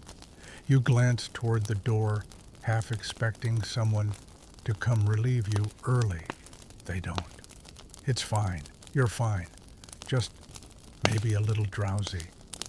You walk slowly through the chapel, checking that each candle has been snuffed, except the one you're using. The glow hugs the arches in amber. The altar gleams faintly in the half-dark. You trace your fingers over the worn wood of the pews. So many hands have rested here. So many prayers poured silently into these seats. There's a story, possibly apocryphal, possibly not, about a monk who fell asleep during night watch and dreamt the entire rule of Benedict backwards. When questioned later, he couldn't remember a word of it, but insisted it had been divinely efficient. The abbot was not amused. You wonder what you'll dream when your shift ends. Eventually, the hour passes, or maybe more. It's hard to tell in the absence of clocks. The stars outside have shifted. A faint pink begins to touch the horizon. You gently close the book of Psalms. Your fingers leave tiny dust prints on the cover. The candle is nearly spent. The silence is still whole. You walk back to your cell in a slow daze, robe brushing your ankles. The hallway is cool and gray now. Morning will come soon. The bell will ring again. The chores will repeat. But for a few precious minutes, you'll rest. You lie back on your cot, fold your arms over your chest, and feel the last threads of the night pulling gently at your thoughts. The straw mattress rustles. The tiny window shows just the faintest light. Some say that monasteries were places of eternal routine. And they were. But they were also places where time felt thick, slow, gentle, where your life wasn't measured in moments of grandeur, but in thousands of small silences stitched together like a robe. You close your eyes. You let go of the hour, and just before sleep comes, you think one final thought, Somehow you've survived another day in the cold stone monastery. And tomorrow, you'll do it all again. Section 13. Sleep takes you softly for a little while, just long enough for the muscles in your shoulders to go slack, for your dreams to melt into candle smoke. But before the dreams can deepen, the bell rings again. Matins, the earliest office of the day. You groan inwardly, of course, because audible groaning is considered undignified, or at least frowned upon before sunrise. You swing your legs over the side of the cot. The floor is cold. The stone is always cold. It has never, in the memory of any living monk, been anything but cold. You pull your robe tighter and step into the hallway. The corridor is dim, lit only by the faintest lavender hue pushing through stained glass. Another day begins. Another day like every other. You make your way to the chapel, where shadows still reign. A few other figures shuffle beside you, silent, hunched, and groggy. You all look like ghosts, or perhaps like sleepwalkers, resurrected for the sole purpose of chanting in Latin.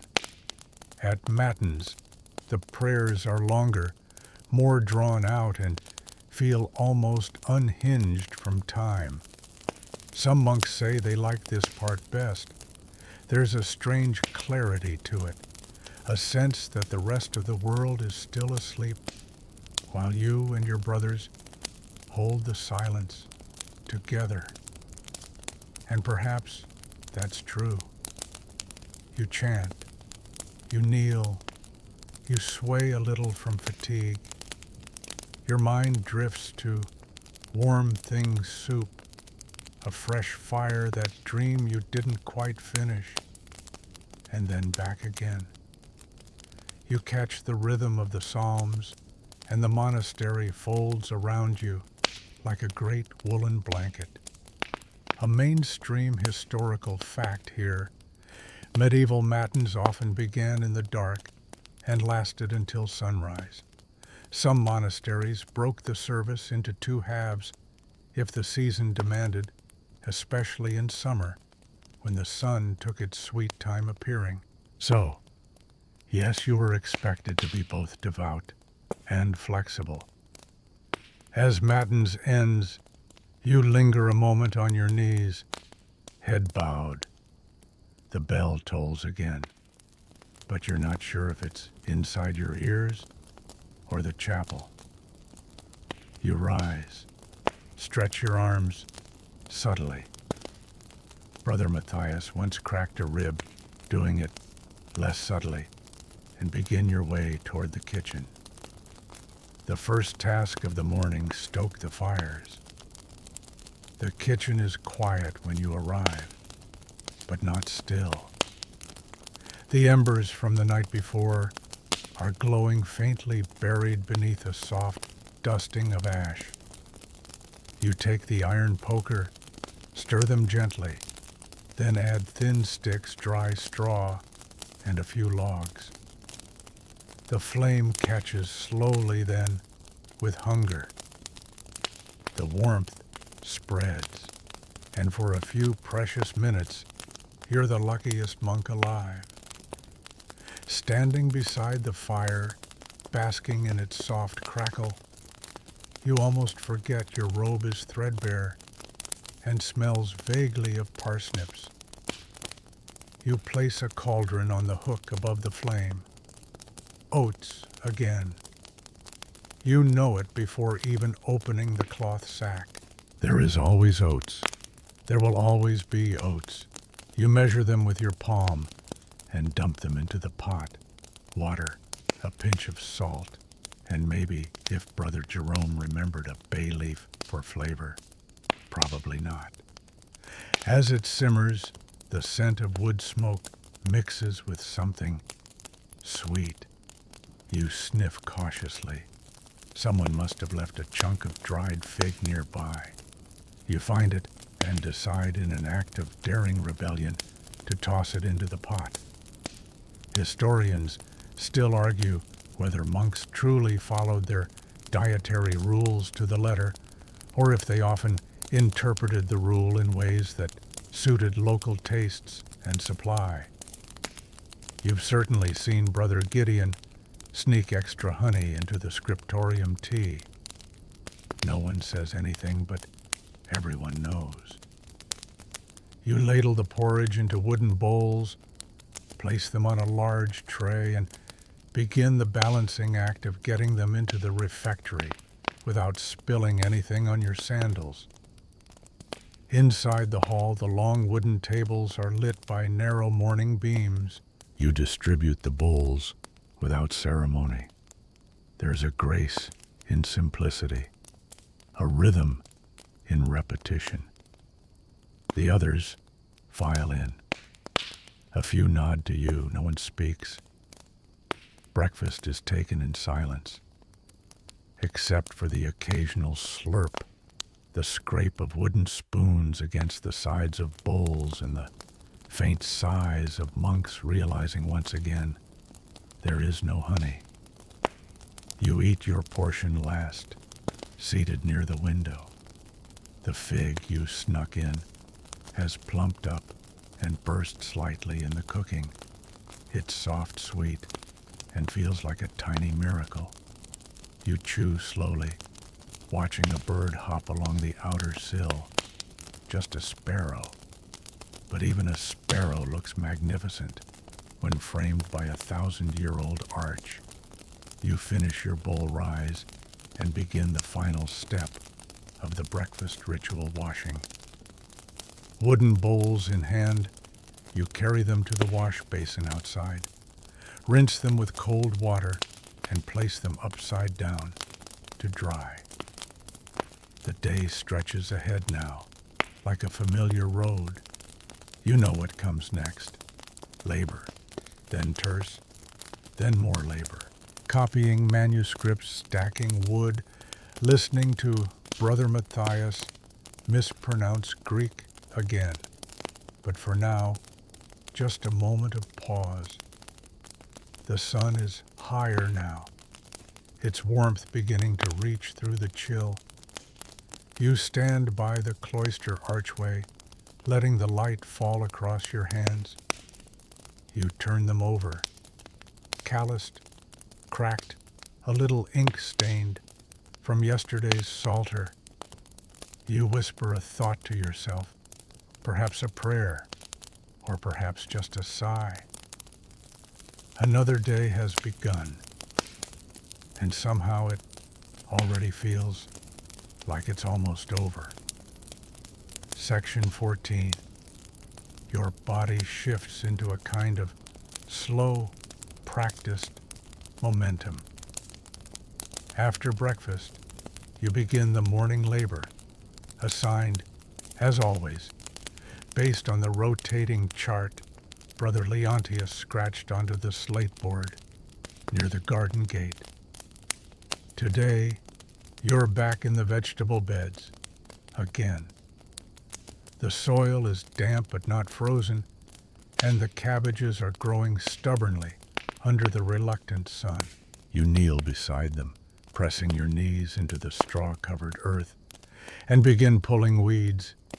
Your fingers are already sore from matins, but no one asks if your back hurts. Of course it does. Still, there's something mindless and soothing about the work. Your hands know what to do. They dig, they pull, they toss, they smooth. The weeds come up with a satisfying rip, and you feel a tiny flash of victory each time a root gives way. A mainstream historical fact, here monastic communities were largely self-sufficient. Everything they ate, wore, or used, unless gifted or traded, was made or grown right there. That meant you weren't just praying. You were farming, sowing, copying, scrubbing, cooking, carving, occasionally, brewing, and always, always sweeping. You pause for a moment to stretch your arms overhead. The sun's warmth is stronger now, and the scent of freshly turned earth mixes with the sharp green of wild onion. You find one accidentally uprooted and pocket it for later. A secret flavor boost for tonight's soup. Maybe. Overhead, a cloud passes. You glance up and see Brother Gideon crossing the garden path, carrying an empty basket. He nods, says nothing, and disappears behind the orchard wall. That's the kind of place this is. Wordless fellowship, quiet purpose. Your mind drifts. You wonder if this cabbage patch is the same one Brother Bartholomew mentioned in his sleep last week, murmuring about the lettuce that whispered. Or if it was just another dream, brought on by low blood sugar and too much psalm memorization. You chuckle, but it comes out as a whisper. The monastery is full of rules, many written, many unspoken. You learn them over time, like the rhythms of your own breathing. For example, always walk on the right side of the corridor. Always bow when entering the chapel. Never eat the last bit of cheese unless you're willing to be remembered for it. There's one particular fringe tidbit you've overheard, though some monks believe that certain vegetables, leeks, in particular, hold special divine energy. Whether it's the shape, the smell, or just the fact that they grow upright, no one agrees. But you once saw Brother Matthias bless a leek before slicing it into soup, just in case. You pull another handful of weeds and wipe your forehead with your sleeve. The garden wall offers a bit of shade now. You sit back on your heels and listen. Birdsong, wind, the faint clatter of tools from the other side of the cloister, and the bell terse. You rise slowly, brushing your hands off on your robe, and begin the walk back toward the chapel. The prayer hours come and go like breaths. Terse sexed none, each one gently nudging you back to the center of your day. Terse is brief, mostly psalms and silence. You kneel, chant, sit, stand, chant. Again. The routine is both exhausting and oddly comforting. It's like being rocked to sleep with ancient words. Historians still argue whether medieval monks truly felt peace in this repetition, or whether they simply surrendered to it like a slow tide. You're not sure which you are. Probably both. After terse, you're sent to the scriptorium. The room is dry, lit by narrow windows and an oil lamp. You take your seat, unwrap your writing tools, and begin copying a fragment of Augustine's Confessions. The Latin curls like vines under your pen. Each stroke is deliberate, each mistake corrected with sand and quiet shame. Ink stains your fingers again. Of course it does. You pause to flex your hand and glance around. Brother Jerome is 2 desks down, muttering his words aloud as he writes again. Brother Leontius is dozing upright. You pretend not to see. The hours pass like dripping wax. You write, you scratch out, you write again. The page fills slowly like snowfall. Eventually, you're released. A short break before sext. You take a short walk through the cloister garden, letting the wind brush your face. The fountain gurgles gently in the center. A few sparrows bathe on the rim, unconcerned with the solemnity of the setting. You sit on the stone bench for a moment, rubbing your ink-stained hands together. Your back aches, your eyes are dry, but the quiet is still a comfort. Even the stones here seem to hum with memory. You whisper to no one, almost midday, and the wind agrees. Section 15. The bells for sext echo through the stone halls. Once more, 3 soft tones, drawn long through the air, like threads pulled through old linen. You rise from the garden bench, brush the dust off your robe, and make your way back into the dim heart of the monastery. Sext. Midday prayers. The halfway mark. In theory, you should feel fortified. In practice, your stomach reminds you that porridge alone doesn't quite fuel the soul or the body. Still, you kneel, you chant, you bow, and the stone beneath your knees feels a little warmer now. Or maybe that's just your body giving up on complaints. When sext ends, you move as one with the other. Monks' robes rustling like a flock of soft-winged birds toward the refectory. The second meal of the day. Not quite a feast, not quite a fast. Somewhere in between. Today's fare. Lentils. Again. A mainstream historical fact, monastic diets were often dictated by the rule of Saint Benedict and local supply.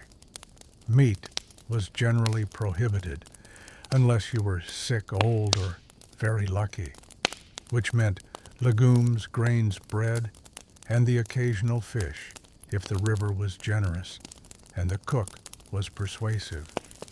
You sit at the long table bowls in front of you, spoons beside them. A passage is read aloud, no talking, only the voice of Brother Ambrose echoing some text about humility or sin, or ironically, joy. You listen, or at least pretend to, while dipping your spoon into the thick beige stew. And there it is again, the single bay leaf. Your spoon bumps it gently, reverently. A small miracle in an otherwise entirely predictable meal. You eat slowly. You chew thoroughly, not just because you're expected to, but because the stew is thick enough to double as mortar, and you suspect Brother Jerome once used it as such during a roof repair. Outside, the sun is at its peak now, casting clear beams across the refectory floor. Dust floats in the light like little golden spirits.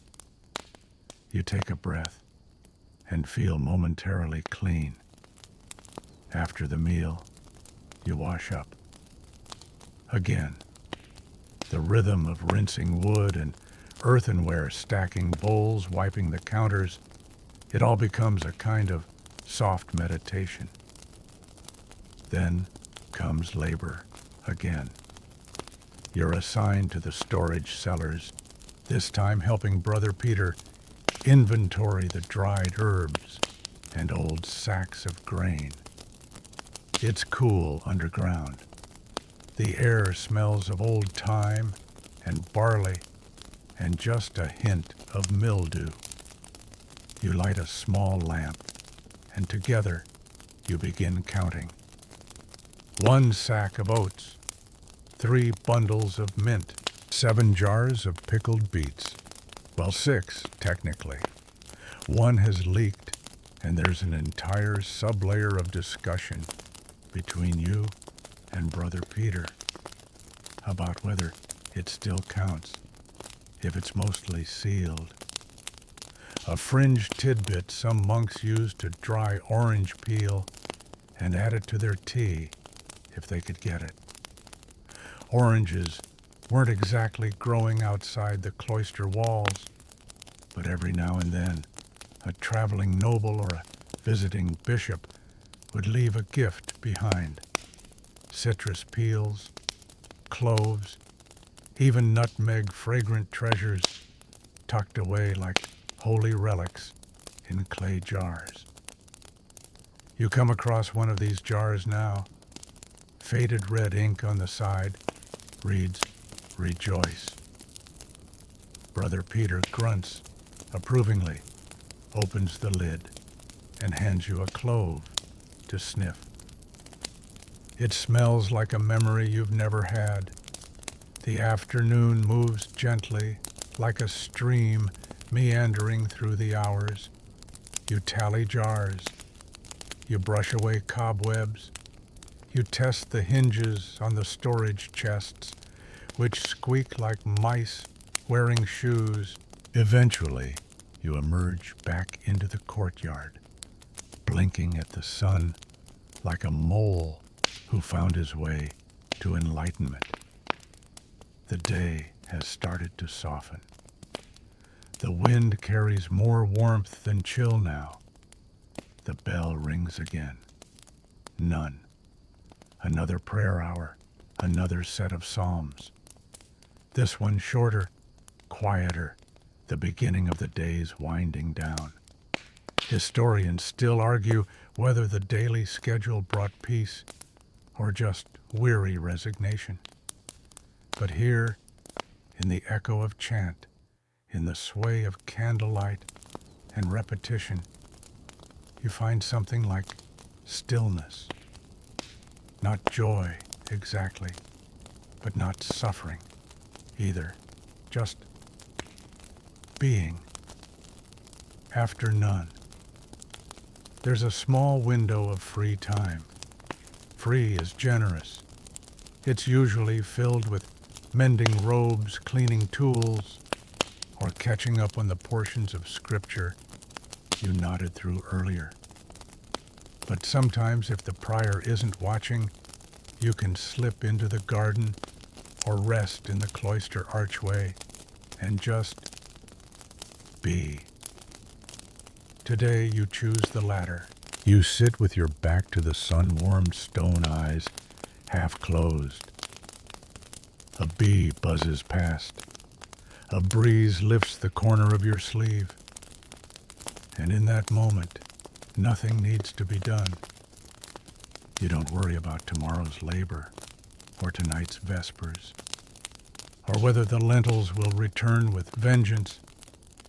You just sit, breathing in time and linen and warm dust, exhaling whatever weight you were carrying, and for just a flicker of a moment, you forget your name, your duties, your cold feet.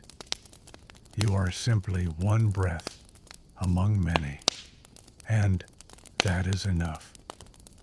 In 16, the sun has dipped just enough now to cast long slanted shadows across the stone floor as you rise from your quiet rest.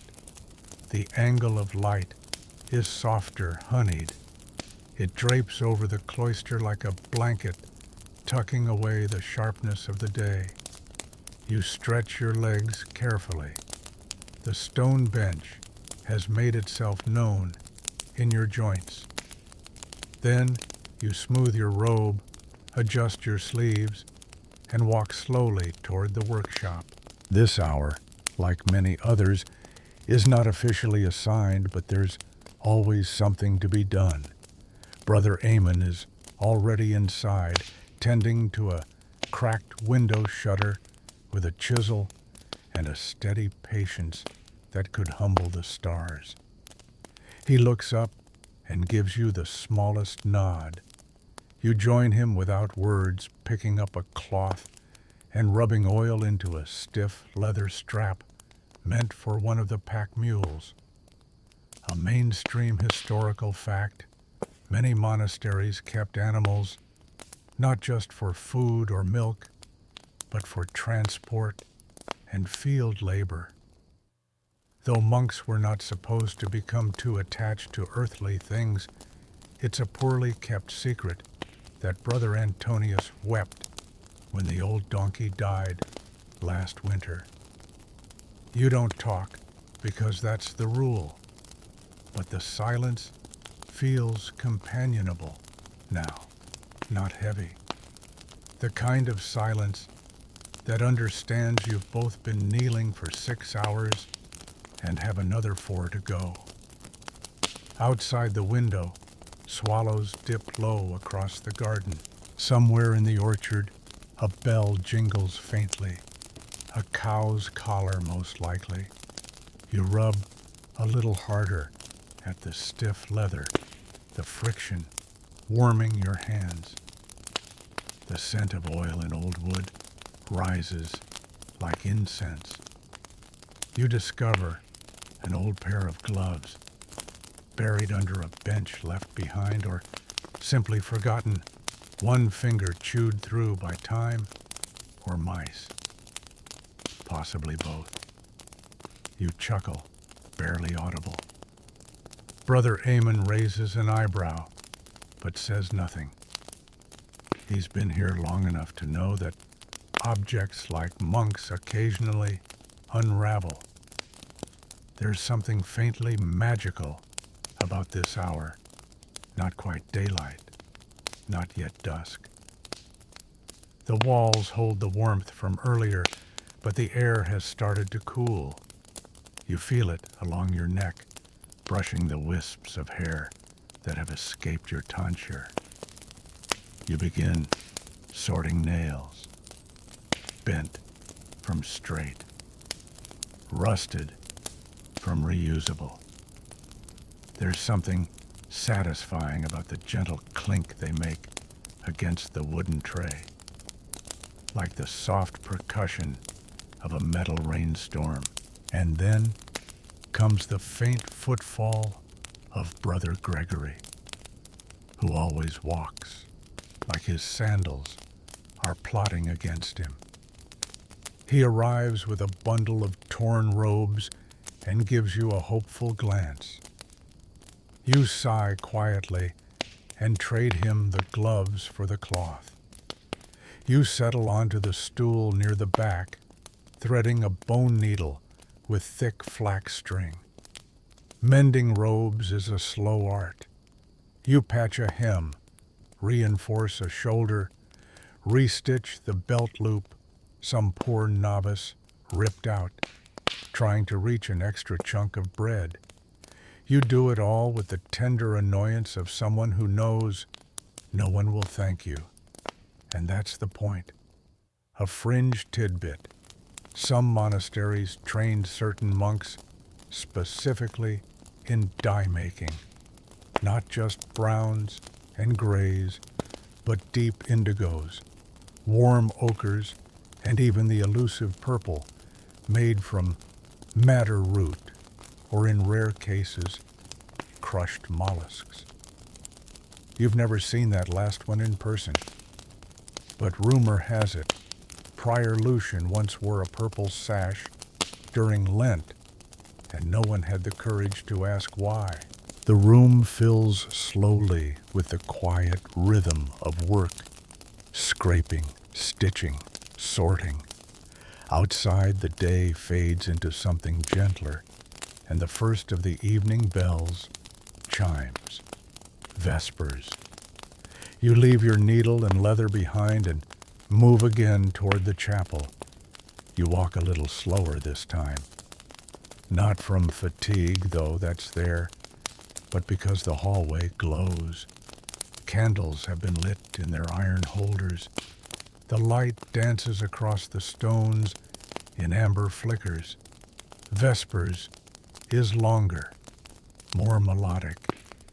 The chants are deeper, rounder, like the monks are singing, not just to God, but to the stars waking outside the chapel roof.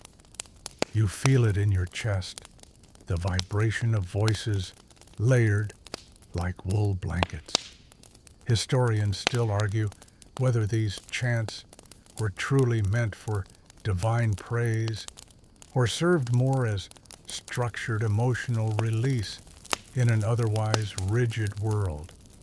But right now, with your voice humming against your ribs and your fingers curled loosely in your sleeves, you don't really care.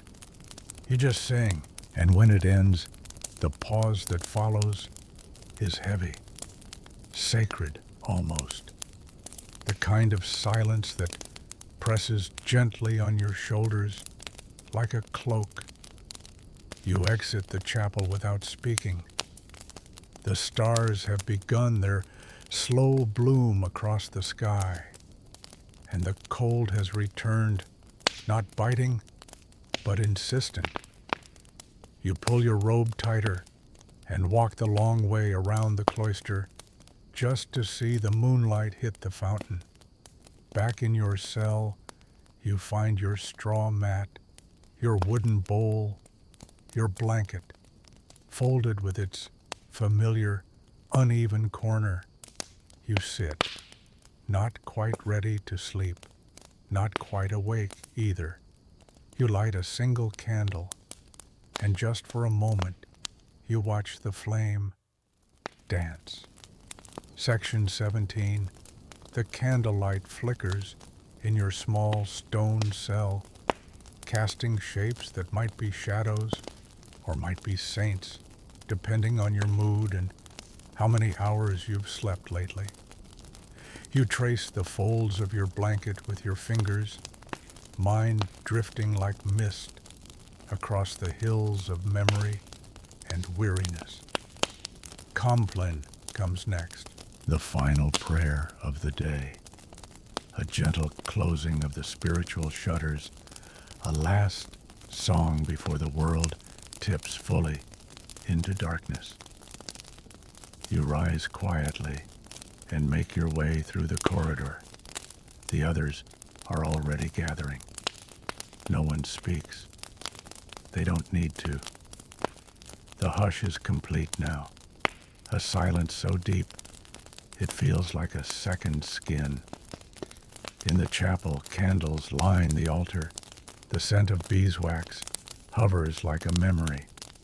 You take your place, kneeling one last time for the day. And then the chant begins low, almost like a lullaby. Protect us, O Lord, as we stay awake.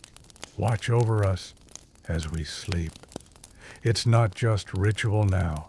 It's rhythm, like a soft breath shared between weary voices.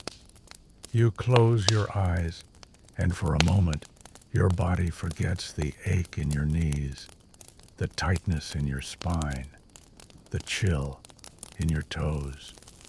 A mainstream historical fact. Compline was the most emotionally resonant prayer of the monastic day, meant to soothe the soul before sleep, to wipe clean the slate of worry. The word itself comes from the Latin completorium, meaning completion, the end, the winding down. Tonight, the completion feels earned. You chant, you bow, you breathe. And when it's over, you rise slower than usual, not from pain, but from the weight of stillness. You walk the candlelit path back to your cell. You pass Brother Giles, who nods. You pass Brother Julian, who's already half asleep on his feet.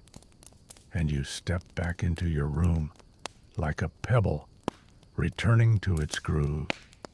You place your sandals neatly at the foot of your mat. You remove your robe, fold it with care.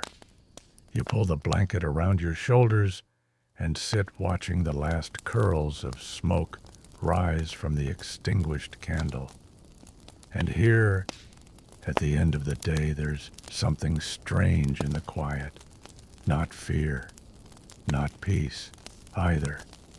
Something in between, a kind of hum beneath your ribs, a knowing that tomorrow will be nearly identical. The same chores, the same chance, the same stew.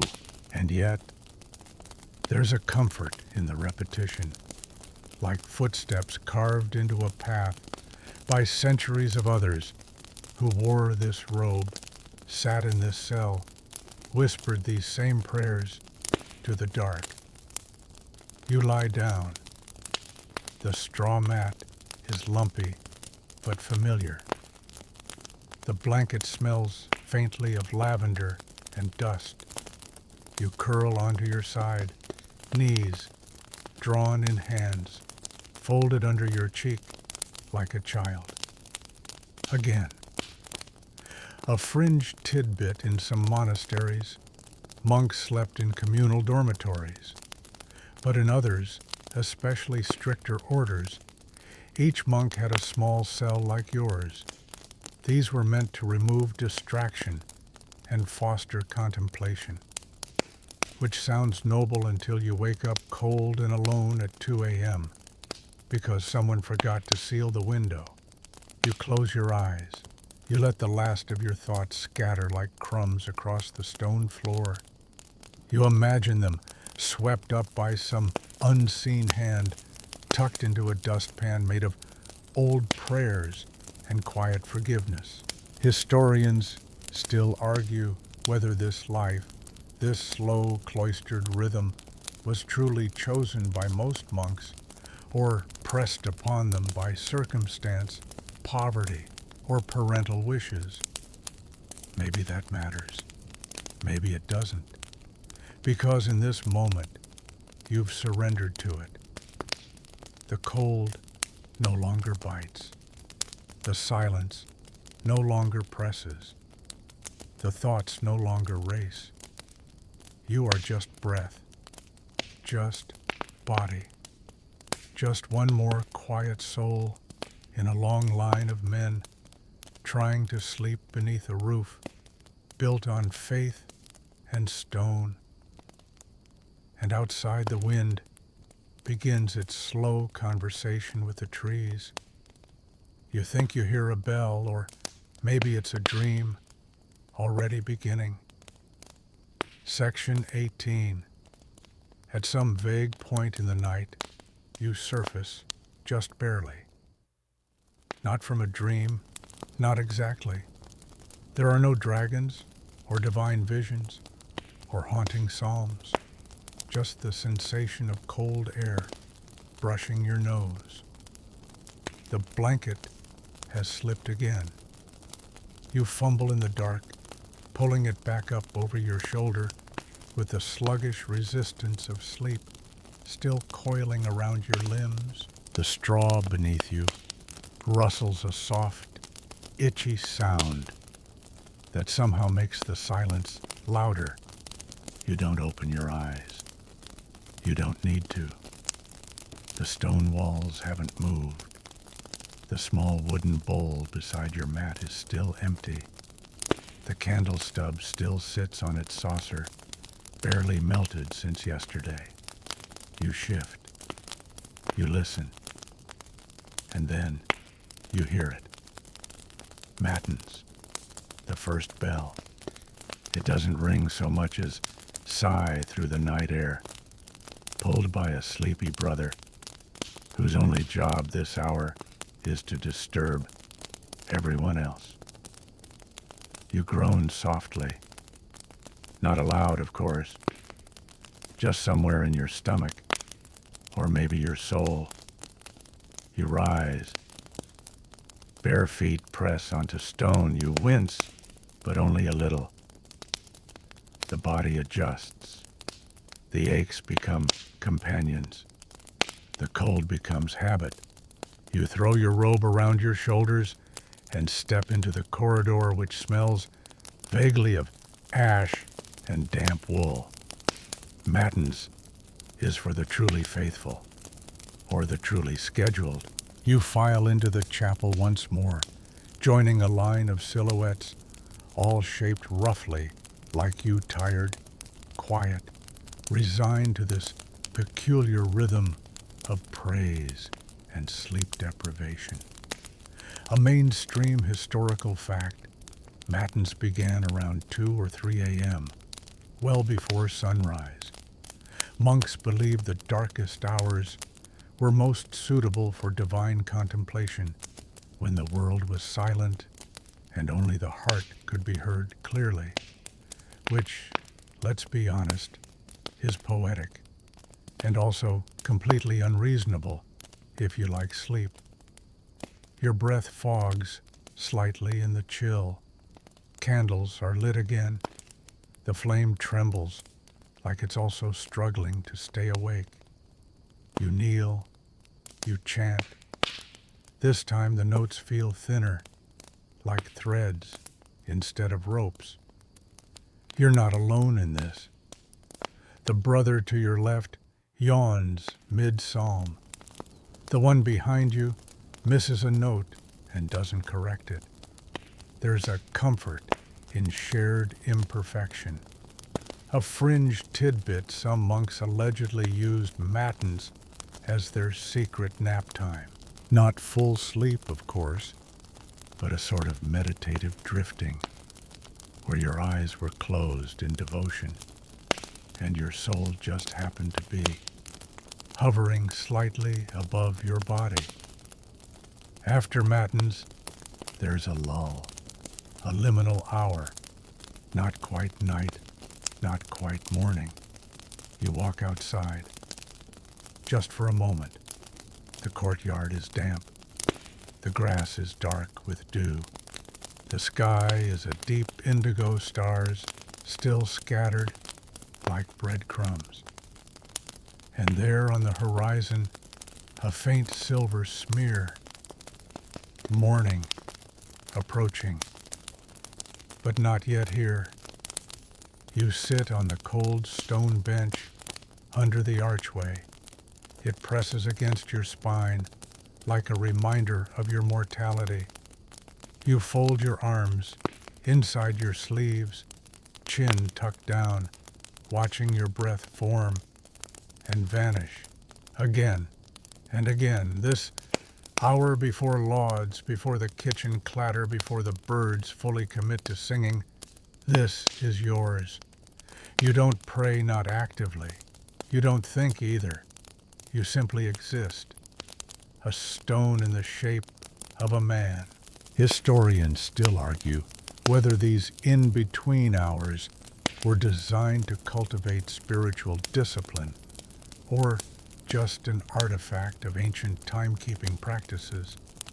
Either way, it's the most human part of your day. Eventually, someone walks by and mutters that the firewood stack needs restocking. You sigh. Of course it does. You stand brush dew from your robe and head toward the small woodshed where the axe waits like an old grudge. The wood is damp. It will resist. But you know how to split it just right, striking where the grain gives way, not where it pretends to be strong. You work in silence, and the sky lightens. Somewhere a rooster crows. Somewhere else Brother Felix curses under his breath because he forgot to soak the lentils again. And just like that, the monastery wakes. You carry your armload of wood back to the kitchen. You're tired, not just from lack of sleep, but from the rhythm, the endless, predictable, bone-deep rhythm. But you also know something else. You're still here, still breathing, still humming that half-forgotten chant under your breath as the pot begins to boil. Section 19. The steam from the morning pot rises like incense, though it smells much more like boiled barley than divinity. You stir it slowly, the long wooden spoon clacking against the sides of the copper pot. Your hands are stiff from the cold and from splitting wood before sunrise, but you don't stop. You never do. The rhythm is strangely comforting. It's breakfast now, or what passes for it. A kind of porridge, thick and bland. Sometimes there's honey if someone's been generous.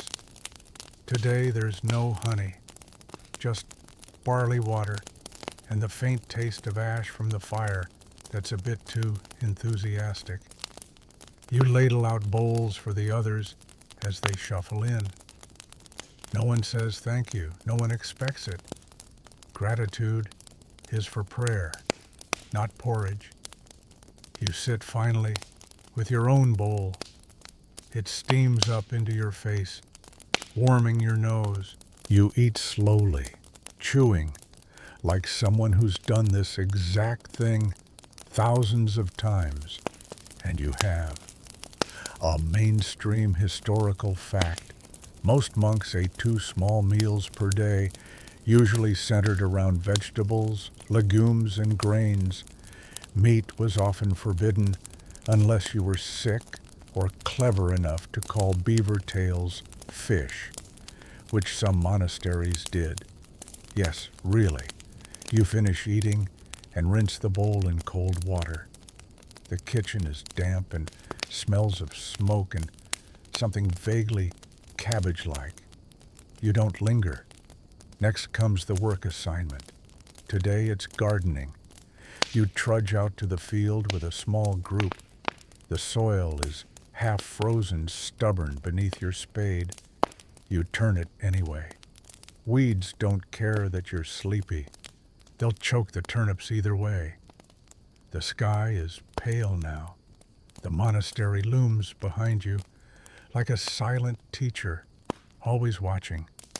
You bend, dig, straighten, move down the row, again and again. The earth clings to your sandals. The wind flutters your robe. The sun pretends to shine. A fringe tidbit, some monks were required to maintain a vow of silence, even during manual labor, using a form of hand signals instead. One such signal for "I need a tool" involved miming the exact use of said tool, which sometimes looks suspiciously like interpretive dance, especially when someone needed a hoe and a bucket at the same time. Your hands blister, but you keep working, because time in the monastery isn't measured by clocks. It's measured by bells, by hunger, by the stiffness in your shoulders, by how long it takes, Brother Thaddeus, to complain about the carrot harvest. You pause for a moment and lean on the spade. You listen. The wind brushes through the monastery garden, rustling leaves that haven't yet died. A bird calls shrill annoyed, probably judging your technique. You sigh and get back to it. Historians still argue whether the monastic daily labor was truly about discipline or simply about economic self-sufficiency. The monks grew what they ate, made what they wore, and traded for what they couldn't craft. It was survival, wrapped in scripture. By midday, you're allowed a break, not a nap, a break. You return to the cloister where stone pillars cast long shadows on the path. You sit, you stretch your legs, you flex your fingers and try not to think about how many weeds are still waiting. In the quiet, your mind drifts. You remember what it was like before you arrived here. You remember noise, laughter, distraction, maybe even some kind of freedom. But it's fuzzy now, like a dream you woke from too quickly. You're not sure anymore whether you chose this place or it chose you. The bell rings again. Time to copy manuscripts. You stand knees reluctant and head for the scriptorium. Your fingers ache in anticipation of the quill. You will dip. You will scratch. You will breathe in the scent of ink and old parchment. And if you're lucky, you'll get to draw a little decorative initial, maybe a bird wearing a hat, or a fish. That's also a dragon. These tiny flourishes are your secret rebellion, your only color in a world of gray. You take your seat, adjust your posture, and begin. You do not ask questions. You do not resist. You simply live the day as it has been given. Section 20. The afternoon light slants through the narrow windows of the scriptorium, casting golden lines across your parchment. You blink against it, your eyes sore from hours of copying. Ink stains the side of your hand and the tip of your sleeve, a slow black smear that tells the story of more than just this day. You stretch your back slightly. The bench beneath you is just uncomfortable enough to keep you from ever relaxing completely. The script before you, Latin, always Latin, swims a little. Your last sentence starts to drift upwards like a tired bird flying into a storm. Still, you dip the quill again. Ink, scratch, ink, scratch. Sometimes when you lose focus for just a moment, your mind starts to hum with other thoughts, distant ones. The taste of fruit, the sound of ocean waves, a fire that didn't smell like smoke, but like pine. Then the ink blot hits the page, and the day returns. A mainstream historical fact: many monks spent their lives copying sacred texts by hand, not just for religious devotion, but also to preserve classical knowledge. The Renaissance might never have bloomed if not for the quiet diligence of people like you, hunched over your writing desk in the cold. You pause again and allow yourself one indulgence, a doodle, just a small one in the corner of the margin, a rabbit in a bishop's hat. No one will notice, or if they do, they'll just assume it's allegorical. Dinner is not far off. You're allowed to put away your work and clean the tools and act nearly as meditative as the copying itself. The ink pot is closed gently, the quill laid flat, the parchment rolled or stacked, depending on the project. You brush away the small flakes of dried ink with the sleeve of your robe, careful not to smear anything vital. You file out quietly. Dinner is beans. Again. Warm, though, and that counts for something. You chew slowly, each bite echoing slightly in the refectory. Conversation is not forbidden, but it's discouraged, especially if you're chewing with your mouth full, which you are, because frankly, these beans cool too fast, and the room isn't exactly tropical. A fringe tidbit: some monasteries had a designated reader during meals, one monk tasked with reading aloud from scripture or edifying texts while the others ate. In one poorly attended monastery, the reader was also the cook, and once read aloud his own recipe for pickled onions. The others did not appreciate the irony. You finish your bowl, you rinse it, and then it's time for Compline, the last prayer of the day. You file back into the chapel slower this time. More dragging feet, heavier limbs. The candlelight flickers along the floor like tiny golden insects. You kneel, you cross yourself, you chant. The words are softer this time, slower, like the world is breathing with you instead of demanding something from you.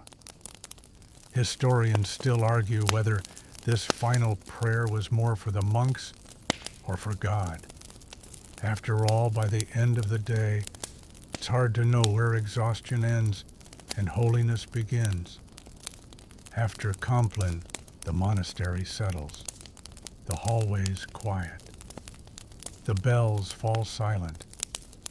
You return to your cell, not a prison cell, though it feels that way some nights. Just a small room, one bed, one window, one soul. You lie down. The straw is cold, but less so than before. Your body has earned its rest. You stare at the ceiling until your eyes stop caring. The wind brushes against the stone outside. Somewhere a moth taps against the glass. A bell chimes faintly in the distance. Not yours. Not tonight. You breathe. You wait. You let go. And as your thoughts grow heavy, your limbs drift loose, and the last candle flame flickers to darkness, your day. The whole long, strange, sacred day folds itself away like a page in a well-worn book. You have made it. You are still here. You are still you.